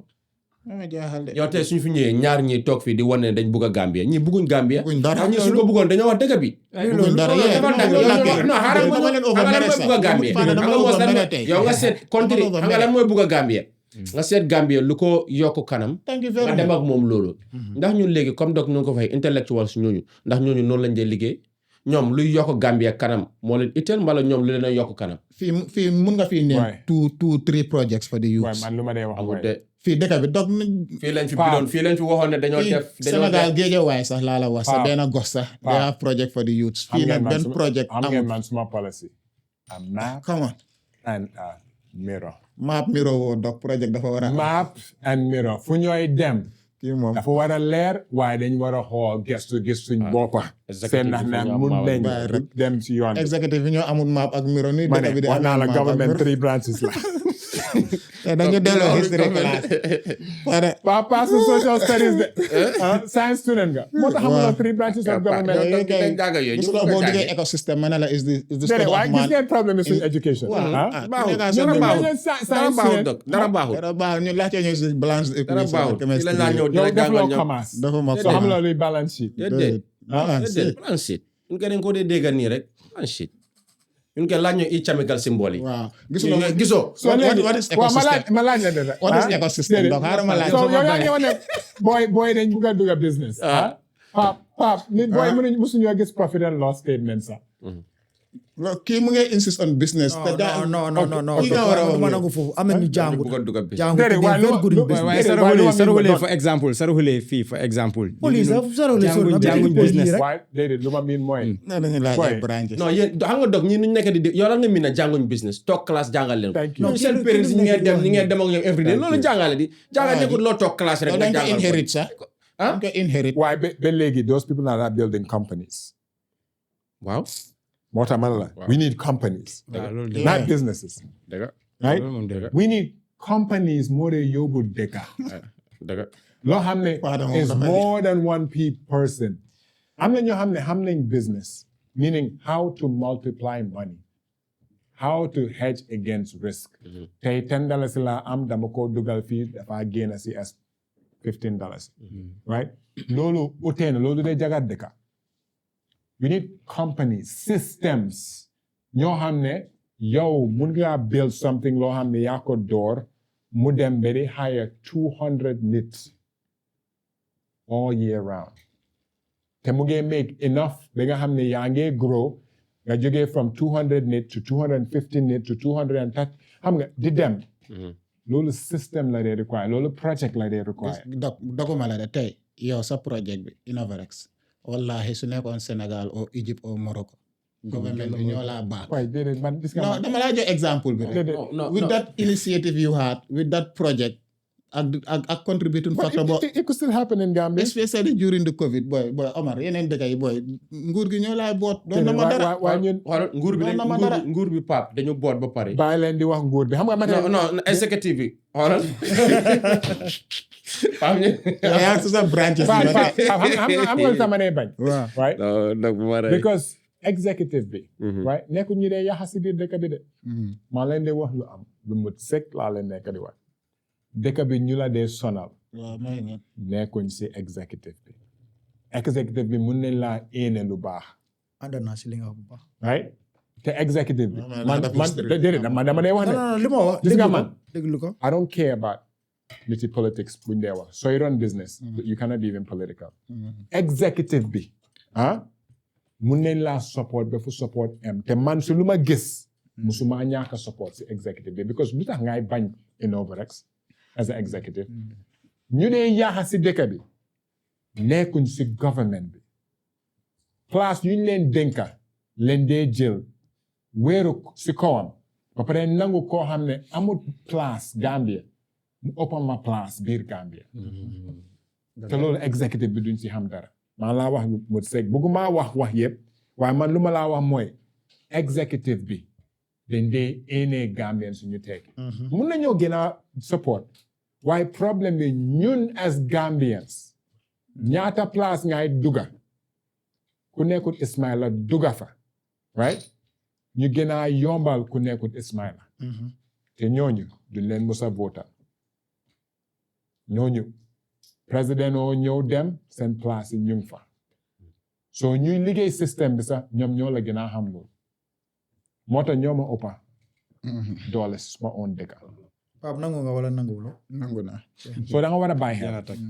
da nga war a bàyyi xel parce que ñun gis nañ ko executive bi ñaata yoon lañ di am event executive bi ñëw support. ñu ngi fa lu tax ñu war a éene te xam nga that's the problem. but support has it in different ways. support in what sense. environment bi mun naa gën a yaatu. right that's my point. waaye problème yi business. lu ma la wax ne problème yi business executive bi la mën a support noonu. access to capital. exactly right executive bi nekkul moom mooy mun naa nekk sa customer pour jox la business. it's not like mun nañoo def yéena yoo xam ne mun na laa dégg indi soo amee jafe-jafe mun naa gën a easy because suñ buggee Innovarex mu stay any dëkk project nekkul buñ use man sa as an example any company boo xam ne Gambien moo ko sampa loo xam ne mun naa njëriñ dëkk bi ba pare mun naa create employment dëkk bi dañ war a make sure company boobu du musa dee. thank you very much. yeneen dëkk yi loolu lañ nekk di def waaye ñun loolu dëkk bi yëpp foog ñu nangu si.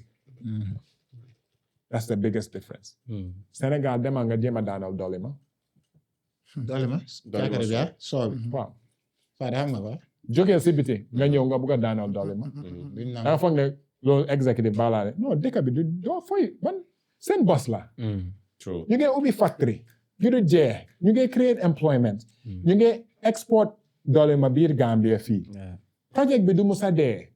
loolu président ñëw it doesn't matter ban political party da ngaa gis ne lii bu dëkk bi la. ñaata company nga mën a wax loolu biir Gambia. can't we do the same. no but that's what I'm saying that takes the people. people bi dëgg. ñaata company biir Gambia nga mën a wax ne lii suñ bos la lii du musa dem. loolu moo tax booy ñi ngay migrate. te ñoo bañ am na few QCell suñ bos la. waaw. right am nañ companies yoo xam ne they Gambian own Uncle Tough. We have some. Why bariwul? Very few, yeah. Bariwul. So loolu laa mean it's a collective effort. So dañu war di bàyyi executive nit yi. ñooy government bi. Executive bi could make it easier. because dafa gën a encourage nit yi because the reality too ko yaa ngi doon waa diaspora bi dañ dee toog di seetaan dañ la dee jiital nga dem ñu toog di la seetaan jafe-jafe boo am rek ñu ne waxoon naa ko. gis nga suñ dëkk bi that's what's happening moo tax ñëpp a ngi toog waaye ñu jógee wut Gambie rek dañoo songa Gambie rek téye briefcase ñëw nga ne kan laa war a xam Pape waaw ñu dem ma gis Pape soxla faju na ñu continuer di doxal suñ demee ba dëgër ñu dem seen dëkk indi ñu leen war a liggéeyal doo di liggéey next you know 5-6 years moom nañ industry bi right so Pape loolu is not a function of the executive mun nañoo yokk doole but waaye benn tey rek That's you can't say the executive doesn't support but anyways back to migration what's your migration plan back ban yoon si migration. no Migration- because Omar mu ngi wax fii ne what could be done we have to have honest No, conversations I'm planning on leaving. Pape Europe mu ngi gën a Europe is dying donc loolu nag booy duñ ko nangoo dégg de. Man suma plan is to go to Australia. I Boy, want to donc go to loolu- Australia. boy lu ma la wax ne non loolu duñ ko nangoo dégg nag. Africa is going to be donc yow the 50 years booy superpower. wax ne tubaab bi dañoo migrate ñëw Africa man xam naa ne Gambia boo ko àngut si. ñun if it is taking them 50 it's probably going to take us an extra 50. parce que fii moom pour nga gis si tubaab buy bàyyi dëkka man du ma bàyyi ban tubaab mooy bàyyi Australia wala Canada di ñëw fii loo fiy jëlee. bés dina ñëw Du gis suñ nga man ma waxuma génération lii de du suñ génération ñun de economics du suñ li ma génération. gën a jàng waaw ñu predict ne waaw right even Nigeria wealth bu fa nekk Nigeria nga wax de.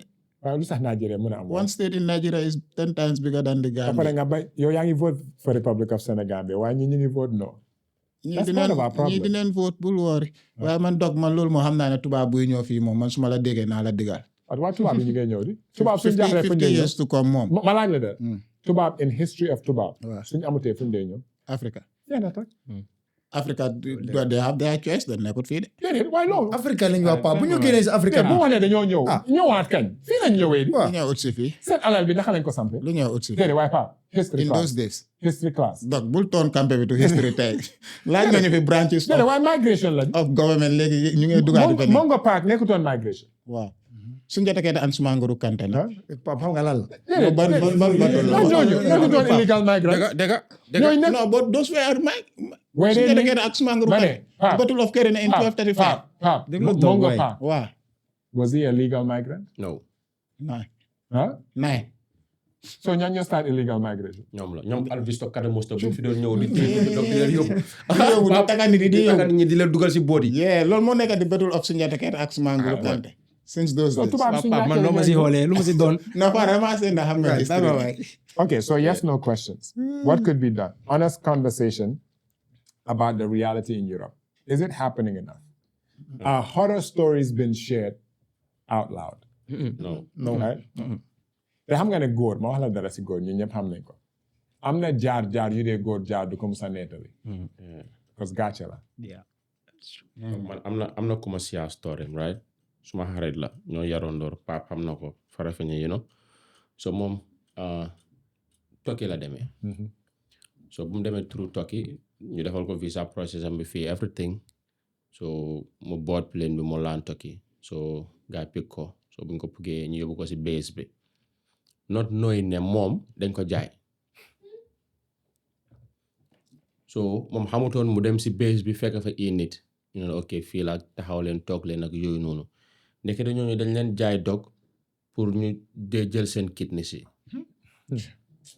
lu ñu def mooy dañ leen dee pengu boo xamee ne dañ dee si duñ dee mun dara dafa dee ray seen yaram bi yëpp ñu collect seen sample si ñu dem seet ndax dina match ak dono bi moom twice collect nañ sample am bi but matchut ak dono bi am na ñu fa dee ñoo xam ne jël nañ seen kidney si nii mun a life am te the other saddest part donc mun a lu si gën a métti dañ leen dee tëddee góor mënuloo bañ dañ laa téye ñaari ponkal laa téye nga gis naar nekk sa ginnaaw waaw so loolu dee di la ko jaral pak man loolu ku ma ko def deema ray ma story yooyu na dégg na Pape Non. story yooyu Kenn du ko wax de. non non. si ko xam ne say Turkey la jaare Yeah. am na suñu sisters yoo xamee ne jël nañ Backway bi jigéen ñi ñu ne naari dañoo dem ba si désert bi paak moto bi xal-xal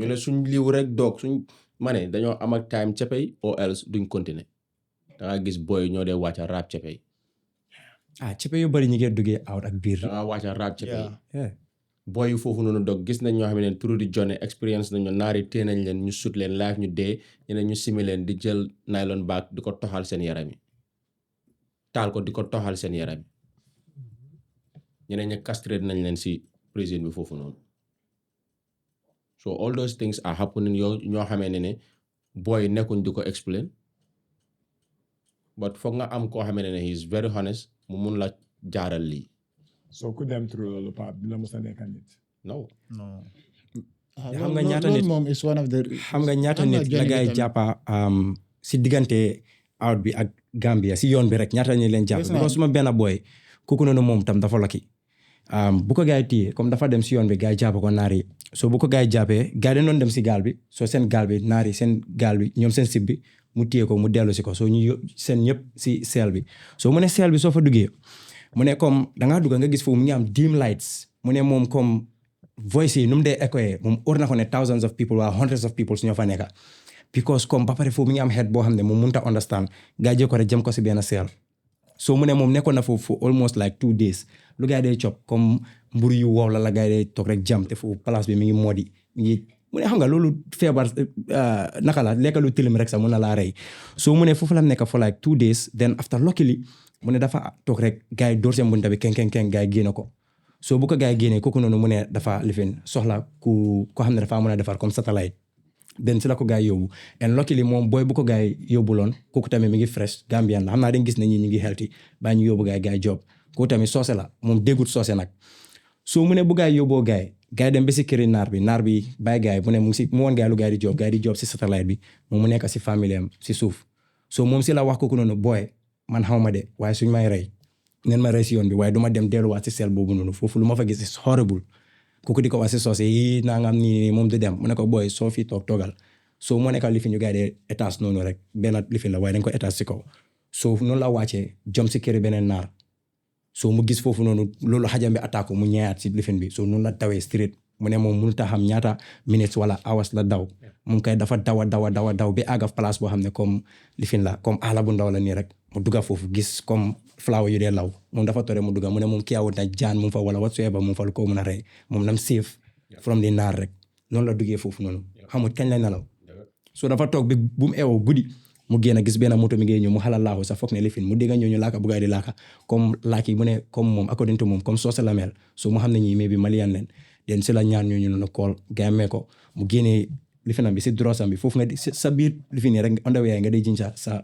things yoo day use mu génnee paper bi kool agentam bi kooku noonu si la ko wane xaar ma so kooku noonu bu mu ko yónnee moto bu ko jël si almost fajar de moto bi moo ko collecte si mu yóbbu ko si agent bi den moom noonu la demee dugalaat am gaal aga out te am bu Italie la moom luckily moom noonu la demee mu ne ma boy lu crazy te man suma brother bi moom bu nañ jàppee gars yi bàyyi leen ooy sorry mu rëcca gars yi dem riitee gars yi téye gars yi tànki wéyam bi la gars yi day jël comme plier xicca ko tunnel bi waaw neel bi boy crazy stuff moo dee happen out loolu ndaw la rek so many things that they happen yooyu la Pape dégg moo tax mu ne moom du mu soy te gis nga lu ma la wax mooy gis nga am na luy problème bi Fada Pape non déggul ma wax la gis nga lii waaw in human history right nit ku ñuul any opportunity that tubaab wala arab amoon pour wan ñu real cruelty pour wan ñu ne duñ nit dañ ko def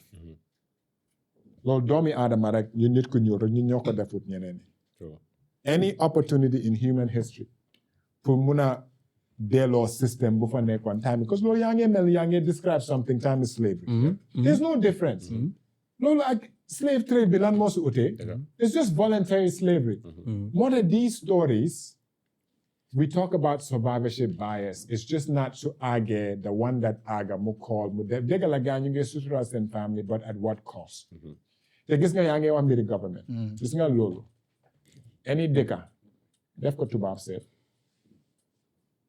dëkka baa ñëw konkon du am Africa waxuma Gambie de Africa foofu lañ war a toll right yenn dëkk yi or yenn xeet yi dama nga laal jiw wala ku jógee Israël boobu doo fa dugg. benn nit rek expérience am dëkk bi yëpp dañoo jóg dem koŋ-koŋ ne hey am nañ problème ak yow fu mu nekk nii because once again migration is not a crime and you cannot torture a human being that's what we're missing that te gis nga booy moo tax fu mu nekk nii doo agent bi xam nga du la jox risque xam nga yow bala nga dee dispense garab loo dee wax nit ki ma ne garab bi dee mun naa cause drowsiness these are the potential side effects here's a waiver pour sign ne wax naa la loo faa mun a fekk yépp nga binda ma doog a jël sa xaalis xam nga loolu du yàpp perhaps that's the problem survivorship bias bi duñ mun a jël the few people that are successful because loolu amul benn yaay boo ko wax mu ne la waa demal doom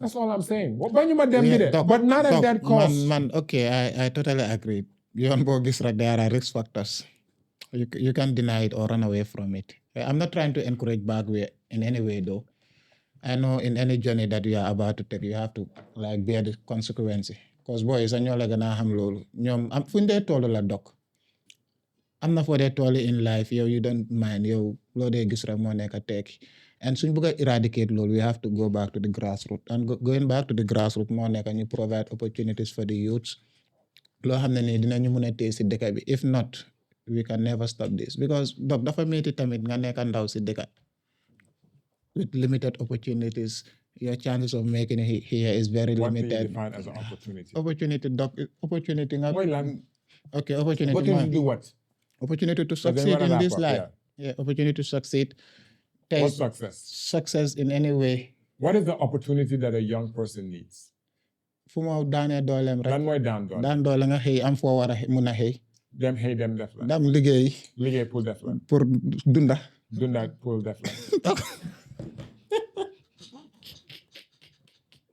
am nga dama laa tell you know why right understand nga ne nangu nga ne jamono bi ku na sax yow la ne waaw nangu nga Pape ku na sax yow ku la na ne sax waaw nga nekk ndaw waaw gumbuloo waaw right waaw texuloo waaw mu am gémmiñ waaw am loxo waaw soo nasaxee rek yow la ne am nañu am loolu noonu yëpp te nasaxuñ te amuñ fuñ daanee soo nanguwuloo si loolu dégg loolu moo de waaw ku nasax waaw yow la ne loolu kàddu bu leer la moom loolu moom olof pire la ku nasax kañ yow la ne ñaata nit ñoo am smartphone how many people Bëri have na. access to the internet bëri na amal na smart any human being ku am access to the internet nga nasax waaw yow la ne ok loolu Pour daan doole foofu la fa bëgg a wax pour daan doole opportunity laa bëgg nga define opportunity to learn a skill opportunity to earn income opportunity to explore a lot of those things you don't need migration that's the nañ bàyyi di wax ne opportunity amul no opportunity am na ñun opportunity yuñ bugga moo ñu fekk si wut opportunity am na 60% of the youths are not working but 60% of the youth could go to KMC library and get on the internet and learn a skill they are selective loolu mooy there problème are bi thousands of youths that are learning skills in this country and yet still when they're done they how can't many have of a the work skills is impossible nga Yeah, ñàkk so- a liggéey. so Omar, But moom let's define 60% opportunity nañ wax ne opportunity buñ bugga lañ gis a good Why opportunity am na. right so let's change the narrative ok no problem opportunity buñ bugga moom ñëwaangut kon ba pare he for good waaw he fuñ maru Gambie waaw Yëpp ma doon. repeatal on loolu naa da nga war a dem Nigeria yeah gis nga Nigeria nga dem fa li def naa ne xaar ba maa ngi dem ak ñëwaat kay añ fii la am nga ñaan ko dara mu ne xanaa na nga dof lu ma laa joxee lekka Gambie la em de donc xiifuñ maruñ waaye tamit taxut ñu ok de dok waaye he fuñ maruñ xiifuñ maruñ tam taxut ñu ok de anyways taxut ñu ok de where do we go from here in terms of migration xam nañ ne it's not a crime yeah jamono bi I'm telling you guys xam nga internet bi moom lu nekk fa nekk so su ma màggatee ñu play episode bi fekk tubaab yaa ngi ñëw di ut liggéey si xam naa ne boobu moom maa suñ ñun ñaar fii moom plateau bi xam naa kenn du ko fi fekk xanaa Omar hey yes. ñun ñëpp dañu war a ñaan suñ doom yi tubaab yaa ñëw ut si liggéey amiin yaa rabbi amiin yàlla na su ko defee ñun ñooy def visa ñun moom bàyyi ñu dem Burkina Faso hey loolu dafa am Pape yeah sure Africa dañoo ñëw by force loolu is a must guarantee ne the world the future is Africa Yeah, some African. How ma Gambia ban role bàyyi ma lañ som bi bàyyi leen ma some African donc ñi ñoo génne si Afrique de ma explain la xam Déedéet, nga bu def loolu. Olof Njaay mu ne la yéen a ngi wax Sénégambia bi tey léegi Burkina léegi ngeen Faso. bëgg a ñëw génne si boobu Afrique nekk- non donc tey Burkina Faso tey soo la waxee ne 50 years time tubaab bi dañoo ñëw ut si liggéey dina la wax waaw waaye fii booy cin su naree ne su baxee rek xeeñ booy xeeñagu fii xeeñangut sax ba di saxaar xam nga lu tax waaye gaa yi ngi boole ñu ñoo utoo good mata waaw acca kon nañ xam ba ñu mata ñoo bi ko toogaa good yow moom booy ñu ngi lay xaar yow lu ma laa wax rek mooy loolu dina am suñu lifetime waaw amiin suñ generation dañ we're just unlucky Mbaa aduna bi du tukki. yàlla nañu si yàlla musal te aju te Closing thoughts. 50 years mbaa du tese wax naa la laaj naa la what's your migration plan man I'm planning on Everybody going should have yeah a man migration plan. I'm planning on going to Australia waaye ma mbiri dëkki tubaab booy Australia no Australia travel Africa no dok Africa fan Burkina Faso. Africa fi fooy dem dok gis nga Pape I think most young Gambians if they could afford it should travel to an African country which that's which working. African country will you recommend Burkina. parce que Ghana foofu moo fa am First of all yow first of tënk all moo nekk Ghana lu bàyyi first of all suñ dañ leen jege rek waaye mënuñ leen a yab doo dem Sénégal ah te ñii ñu ngi daw Sénégambia collaboration bi Omar non waaye déggul ma wax ne yaa ngi laajte yan dëkk waaw if you can you need to visit Kenya Kenya Rwanda Ghana Lagos yeah Yep. Lagos ma su desoon si man every Gambian after high school dama laa yónnee Lagos for 2 years really a doog a delsi Omar why not we try Lagos Nigeria, yeah. donc waaye Nigeria soo demee si nga dee xam ne Gambians dañ na sax parce que xale bu ndaw mooy doxal di régler balaa school suba teel mu ngee jaay mu teg plaatam bi dem school nga wàcc liggéey continuer di jaay you eat what you kill everybody da ngaa hustle it's impossible nga àndaa sa sago te nekkuloo di liggéey right nga am master's degree nga am PhD soo amutee job bi PhD da ngaa dem nga hustle ba make ko it's just a reality That's we right. have to travel bul tukki sax demal Gano did it nga door di seetaan vidéo sax Gano Gano foofu may fan it's not a gis promote nga yow nekk di promote mu ne foofu may fan Gano mi Ibrahim Gano is a Gambian Gano. YouTuber Yeah. ku dee tukki Africa pour di la one African cities si ngay xam how far back Gambia is the future is Africa mu ngi defoon recent episode bu mu defoon Egypt Egypt yeah Ethiopia Gis naa ko, yep. Tanzania Rwanda ñaan naa la rek Gano did it it's a free promo because soo mënatee jëra pass taala YouTube nga tukki Pape di nga gisuma la tukki si xel tukki si xel right picc maa ngi ko waaye xel maa ngi si xaw ma nag you have to travel tànk ci virtually ko waaye xel baa xel maa ngi ngi si suuf waaye ñun ñëpp we should have a migration plan migration plan bi mun naa nekk within Africa mun naa nekk within Gambia because at the end of the day all of us are Africans Gambia dafa ndaw torop moo tax ñu ne ñu ngi reyante fii rek donc pour wax la dëgg migration plan within Africa doo gis lu bari si boy waaw dafa because ñu ko dee xalaat ñu ko dee xalaat waaw. but they need to ñu muus nag ñu liggéey xaalis si biir dëkk bi yëpp the only time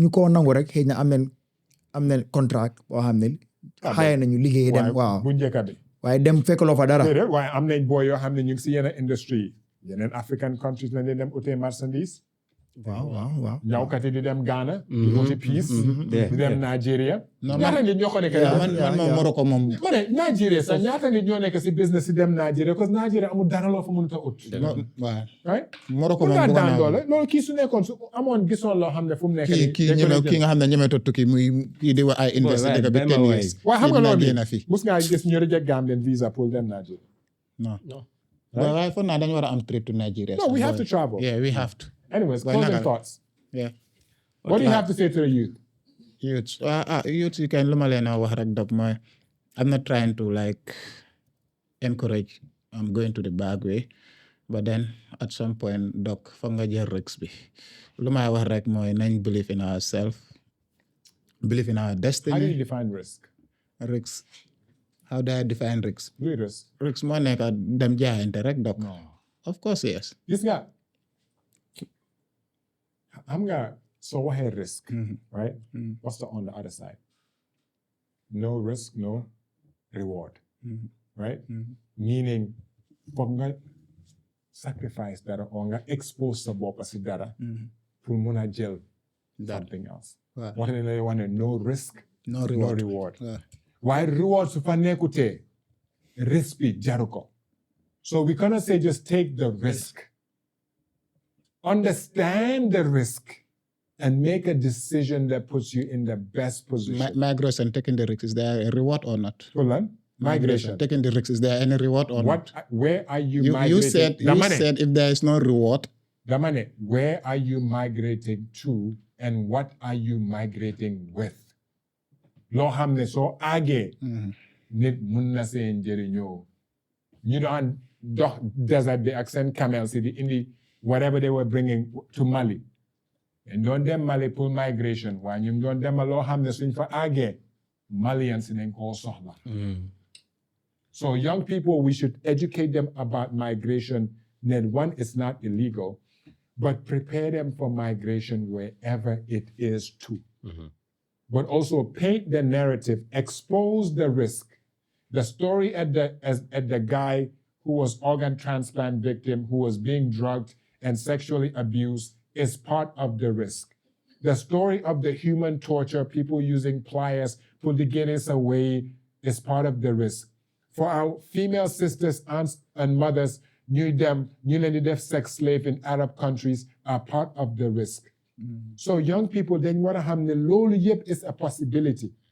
So bala ma dem, hama we lolu yep, ak ma hol suma bir deka, ma hol suma bopa ak lan la antal. Po se na li jaral na. So smaller dege, lack of awareness is a contributing factor. Of course. Xam nga ni suñu la taalaloon film. One la all the possibilities. Foog nga ñibbi nga xalaat. One la statistics. At first nag bëggoon naa jël Johnny bi waaye dafa am benn koto mu ne ma gaal yi soo fa duggee léegi ganda bi su dóoree daf day mel ne lu sut antenne Africell bi. ma foog ne loolu doyut mu ne ma am na liir yu dee jooy si biir gaal yi. ñu ne xam sa bopp si lan la bopp. jaamu yàlla man since then moom foog mën a dem. Last words. Because topic bi it's or na ma ne mënuñ koo jeexal sax. yow topic bi da si just door. non man topic bi sax lu ma si war a wax yëpp man waxuma ko si. ñun tey sax ñu sol. bu ko wax yëpp. waaw waaye dara. because ñeenay wax bi rek doy. waaw wax bi rek doy. Father duñ announce. exactly dara right now. so donc di la jaajëfal rek di la wax ne comme tey xam-xam feeñ na fi li tax ñu namala soo toogee di doxal rek danga dee mën a génne fu sori génne lu bëri tamit la jaajëfal foofu noonu di wax ne Backway bi comme noo ko waxee rek nit ñi moo xam naa ne pour nga teel a leen dem dafa jafe but always nañ ko balance out think twice before taking this journey because of life benn la and then if you lose it that's the end so dëkk bi doo métti na but still xam naa ne suñ usee suñ brain mi rek pare liggéey su fekkee liggéey rek a tax ñuy dem xam naa ne suñ ko fi jéem a régler dinañ si jéem a génn daal xam naa ne dina métti so 50 years boobu nag man moom gisuma si Gambia ndax xam naa ne maa Guinée naka la Burkina Faso man daal ñooñu moom xam naa ne the next 10 years sax waaw boobu ñooy ànd man naa uti passeport foofu noonu ñooy ànd donc di jaajëfal ñëpp ñoo xamee ne jël nañ journée bi waaw di leen jaajëfal because of am na ñoo xamee ne tamit change nañ lu bëri am na families yoo xamee ne Backway bi sutural na leen am na yeneen famille yoo xam ne tamit Backway bi tas na ko because of ñaaka nañ si mun naa wax ne 1/3 of their kids dee nañ si journey bi ak inheritance family exactly so ñooñu ñëpp tamit di leen mastaw ñoo xamee ne tamit boy yu gaañu si yoon bi di leen wax yàlla ne yàlla xaral ajana ñëpp ñu ko jël di leen wax ne they are heroes waaye tamit nañ wax nit ñi lan moo nekk si journey bi nekk su leen reach out rather than just trying to show them the beauty part of it so loolu tamit xam naa mi ngi deviate ñu bëri donc su loolu weesoo di ndokkel dañ am doom donc campé bi dafa am doom wax ko askan bi donc campé bi dafa am doom because of suñ am na benn episode men's role in pregnancy suma doom ndey dafa toogoon dañu jox live experience live loo xam ne daf ko dunda ko jaarale feneen dog fii la toog mu ne xaw ma waaw dafa am benn waay ama nii jabaram nii mu lee laal xale bi daal donc ñun weeks lañ si teg ñu dégg pap am na doom jar na seetaan Jambar Njaay Jambar noo ko Njaay lekkoo loolu bàyyi ma jaxase askan bi. Jambar Njaay am na doom kampe bi am nañ doom bu góor waaye doom bi nag dog su amee leer rek paab la su amee leer rek paab la doom bi su amee leer rek paab la Madam Musa welcome to father waaw yow Musa moo tax ma ne la gratitude is a sign of the noble soul yow da nga tekki yal na doom bi mag be dunda barke nekk julit nekk kilifa mel ni papaam baax kampe bi yëpp di laa ñaanal askan bi yëpp di ndokkale Pape Ndiaye Jambar Ndiaye ak suñ sister bi moom lañ gën a war a jaajëfal di ko wax ne jërëjëf as well fu mu nekk nii moom Pape dadi nga the circle of life sa doom bi tubaab daf koo liggéeyal inshallah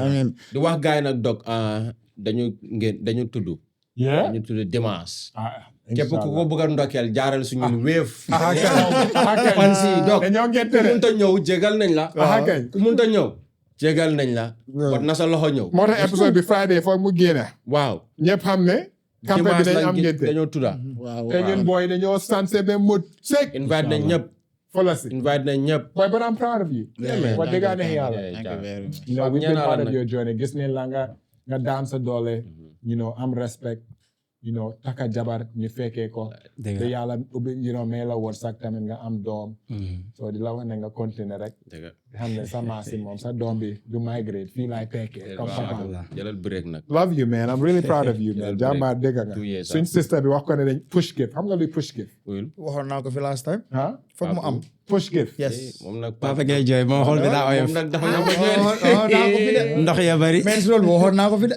merci push gift yeah waaye am doom dafa foor am doom dafa foor nga doom bu góor soo ko amee doom bu jigéen is a different experience waaye doom bu góor daf la day jox responsibility because kooku nu mel si yow la sa loxo la nekk dëgg right his reflection la moo tax yàlla daf dee tànn na laa jox doom bu góor njëkkam wala doom bu jigéen as well so it's a great sign doomam bi de am na papa bu baax de bu ñëpp bugg right dëgg wax dëgg ne yàlla so dafa mel ni papaam noo ko lekk mel jërëjëf waay Sukkur Njaay ok donc topic bi moom am na solo lool yee façon conversation yu mel nii la ñun youth yi dee bugga because comme yii nii moo ñu dee mun a comme suñ xale bàyyi yoon yii moo ñu dee teg si yoon because comme man lu ma believe youth yu bëri soo gisee ñu dee def yéenay wala duñ mun a xam fa leen taxaw mais bi den dut am comme ku leen di waxtaanal so campé Jambar bi always dama ko dee wax comme lii suñ responsabilité la nekkut comme loo xam ne daf ñu neex rek ñu def ko ñun dañ ko owe to the people so dañ ko war di def pour youth si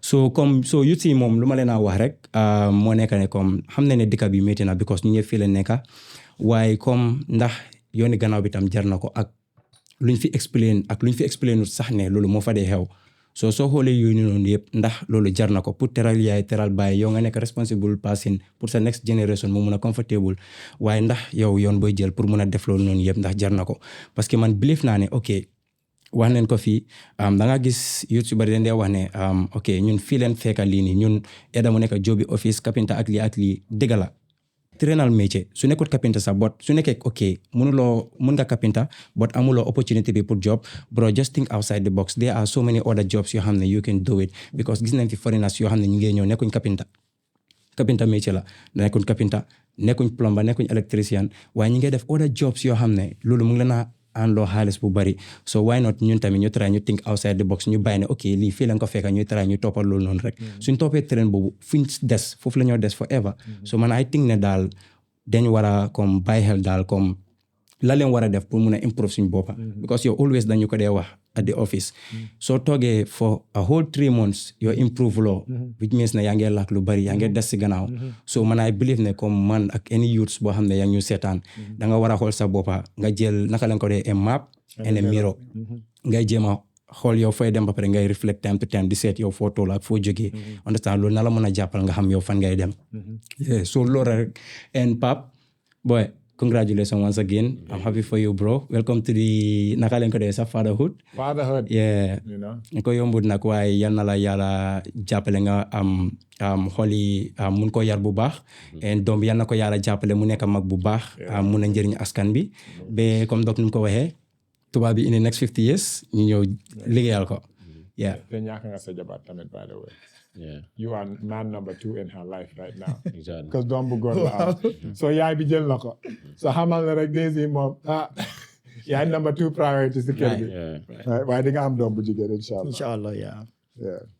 ok jërëjëf Doc di wax thank you di kontaan rek waat si amaat la fii nii te ñaan la nag bu fi liggéey because saa yoo fi nekkee rek askan bi dañ dee jànga xam nga ñu ne dañ si dee jànga lu bari te di wax ne Backway bi topic bi mënuñ koo jeexal suñ si waree wax dinañ fi fanaan so dangaa gis ne dañu dañ see laal rek and then ñu bàyyi ko campé yi tamit ñoom it ñu laal si waxtaan si waaye comme nuñ ko waxee rek Backway loo xam ne la am na kër yu mu defar am na kër yi nga xamante ne tamit yaaxa na foofu noonu waaye na nit yi gën a bàyyi xel rek comme nuñ dee waxee ne Backway is not illegal migration is not illegal wante tamit nga xool ndax jar na ko just like you said nga xool risk bi ak reward bi you know because of fii most people du ndee xool loolu the only thing they see mooy just to go and make it and believe bu ñu am ne ok soo fa demee rek da nga koo make it's because what they see in the internet dangaa gis ku nekk foofu noonu dafaa dem to the store mu solu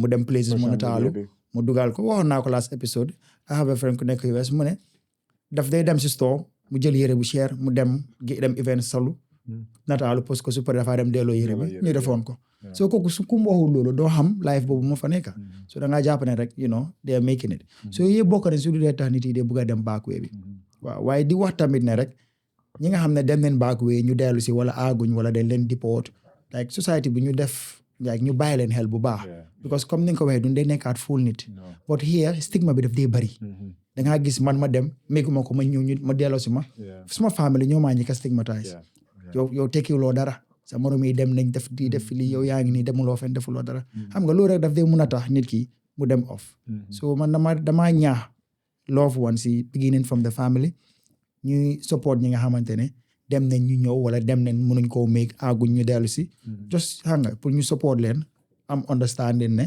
ñii am na fu métti fuñ jaar yeah so di wax jërëjëf everybody ñi nga xamante ne ñu ngi follow campagne bi ak yooyu noonu di just mu Jambar of the week anybody koo xam ne mus na moo try yoon bi ida mig na ko oo mégut ko but just because amoon na fit bi pour dem rek te nu ma ko waxee anybody ku jóg pour dem boppam rek taxul mu dem famille moo tax mu dem so ñooñu dañ leen war a like ndokkal leen you know give them a respect wan xam ne kii jàmbaar la daal so Pape di la ndokkali waat rek di wax ne yal na xale bu dundal te barke te dimanche incha allah parel di ñu gis de waaw boobu campagne bi sax dañ ko war a live waaw waaye nag non but loolu wax dafa am solo dëgg di leen ndokkale it feels good being around namoon naa leen torop waaye yéen tamit it's been fun watching you guys di leen seetaan tamit di gis noo leen ko doxalee parce que nit ki moom wane nañ ne lii askan maa ko moom so man ma nekk fii nekkuma fi daf dee continuer te waxtaan boo leen dee am daf dee am solo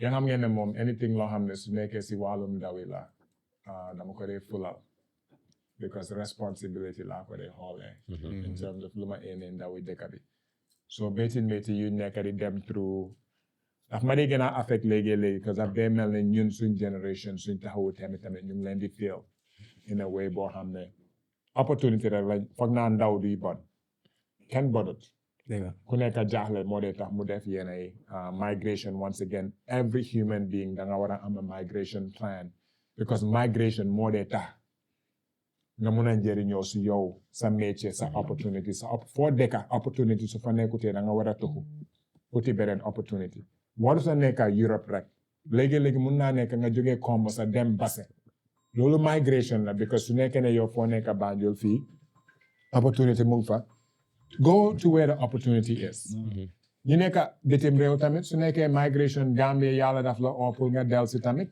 that's okay xamal ne rek tamit the same way nuy ndaw yi di defee migration with risk there's also risk in coming home waaye tamit suñ dëkkala bi foog ñu liggéey ko lu may wax ndaw yi rek mooy dañ war a bañ tamit dañ war a bañ lu ma miin mooy dañ war a bañ generation bi at some point ñun tamit foog ñu fippu wax ne kii su mu nee ñëw make ko dama ko make fii by force buñ ko yombal nit ci torop man lu ma dee wax mooy it's so interesting soo déggee ku nekkut Gambian mu jënd a piece of land from a family buy jaay land bi pour fayal doomi góor bi pour mu dem Backway xalaatal psychology boobu rek ma mun naa jógee feneen ma ñëw jënd a piece of land from a family in Gambia buy jaay land bi pour seen doom dem nekk jaam feneen loolu dañ ko war a xalaataat moo tax man la ñun suñ génération nuñ wax ne opportunity dafa bariwut foog ñu xeexal dëkk bi moo tax mirror bi is important waxuma ne we have to be xenophobic because ñun tamit suñ maas yi tukki woon neen keneen xejal ñu waaye ñoom moo tax léegi ñu ngi gis seen bopp ba ñu ngi wax ne doy na buggatuñ leen soo ndawi dëkk bi tamit ñun tamit foog ñu seet every sector boo xam ne soo eewoo suba ngay seet xaalis fan laay duga fa riite ko parce que xaalis mu ngi duga yenn place yi ku amul liggéey amuloo liggéey demal rek nga taxaw ngay door di seet xaalis fan la nekk di duga ku nekk di nekk xaalis boobu lan la nekk di def dama see duga économie noonu nga ko dee toppee toppal xaalis bi nga dem toog Jinpex rek di count ñaata nit ñoo dee duga si place bi ñan lañ nekk di génne ñii ok xama doo di dem you have to follow it te soo see duga nga duga see fula boo xam ne every suba da ngaa ne yow soo ko meekee suma dëkka man dama ko meek man tamit suma dëkka by force it's as simple as that any nature once again ba ñuñ kenn waaye ndawi dëkk bi tamit dañ am right pour tekki suñ biir dëkk bi waaye suñ toogee di xaar lu yomba tamit duñ mës a tekki suñ dëkk bi te ñun ñu bugg a tekki suñ dëkk bi then the responsibility mooy koo xam ne am nga liggéey pour gën a yombal ndaw yi ñu mën a def luñ def sa warugal la pour def ko parce que place boobu yow moomu loo ko ndaw yaa ko moom te noo fa yaaga yaa ngi faa jóg te loo fa jóg soo fa jógee tamit loo fa def dañ si dañ koo xam sa famille daakaa def so that's the responsibility waaye migration moom it's a human right boo xam ne kenn waru see rus wante we need to talk about the entire experience because suñ human dignity should not be jeopardized because of migration. Any askan or any head or any race of nit bu foog ne ñun just because ñu ngi uti taxut ne ñun we are less human than loolu ñun waxtaan boobu dañ ko war a am tamit because ñu ngi wàccee suñ boppa si àdduna bi ba nga xam ne suñ pride tamit dafa war a feeñ si loolu because man ku ma bugga du ma nangu nga dem through loolu as well so ñoo xam ne ñu ngi wait young men young boys yaa ngi gis ne seen spirit baa ngi dem all of us have a responsibility pour tax ñu jóg buñ ba nangu bàyyi toog as well di wax askan bi jërëjëf it's been a very long year dafa mel ni dañu am ay àndandoor di buñ starté in March so si at bi nu mooy jeexee nii suñ mbokki christian yi di leen wax ne Merry Christmas yàlla seen feet bi bari jaama seen family members yi ñu fi nekk ñu fi nekkut yëpp seen kër yëpp am jaama am wér gu yaram seen yaay yi seen papa yi yéen nañ am at yu gën a bari si ñoo fekke ko déwén ba pare di wax ñëpp tamit ne 2025 ñëw na mu ngi dem ñoo xam ne tooñ nañ leen si 2025 bi ñeen jégal ñu ñoo xam ne toppate ñu support nañ ñu di leen wax ne jërëjëf ñu fi nekk ak ñu fi nekk si diaspora bi yëpp di leen wax ne loo leen fas yéene 2026 yëpp yal na yàlla xeeb ko yokka ñëpp fekke ko si jaama ñu continuer dem conversations yoo xam ne ñun moomuñ ko askan baa ko moom so jàmbaar of the week comme noo ko waxee rek anybody koo xam ne Gambie bi métti na waaye every single day yaa ngi find a reason pour jóg pour jéem a def dara si yow yal na yàlla oyofal sa yoon as well too ba pare parents yoo xam ne ñu ngi wéetoo naxar or xamuñ seen doom bi fuñ nekka yaa nga toog ba dégg ne sa doom tamit aagana wala mu ngi si jaama wala ñoom tamit sa doom toog ba sigil la su ko defee yow sacrifices yoo make yàlla bu si am gàcce Pape Ndiaye nag moom suñ paap la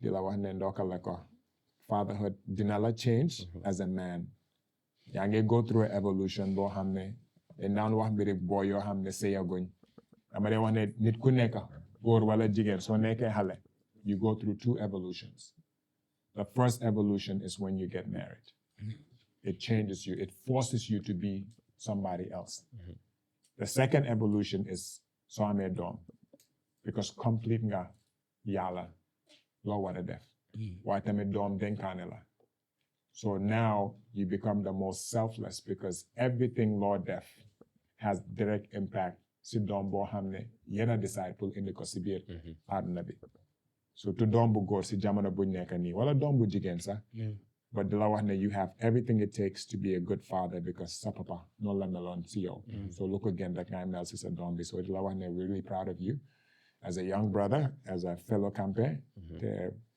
at some point dañoo indi boy bi camper bi Yeah, of course.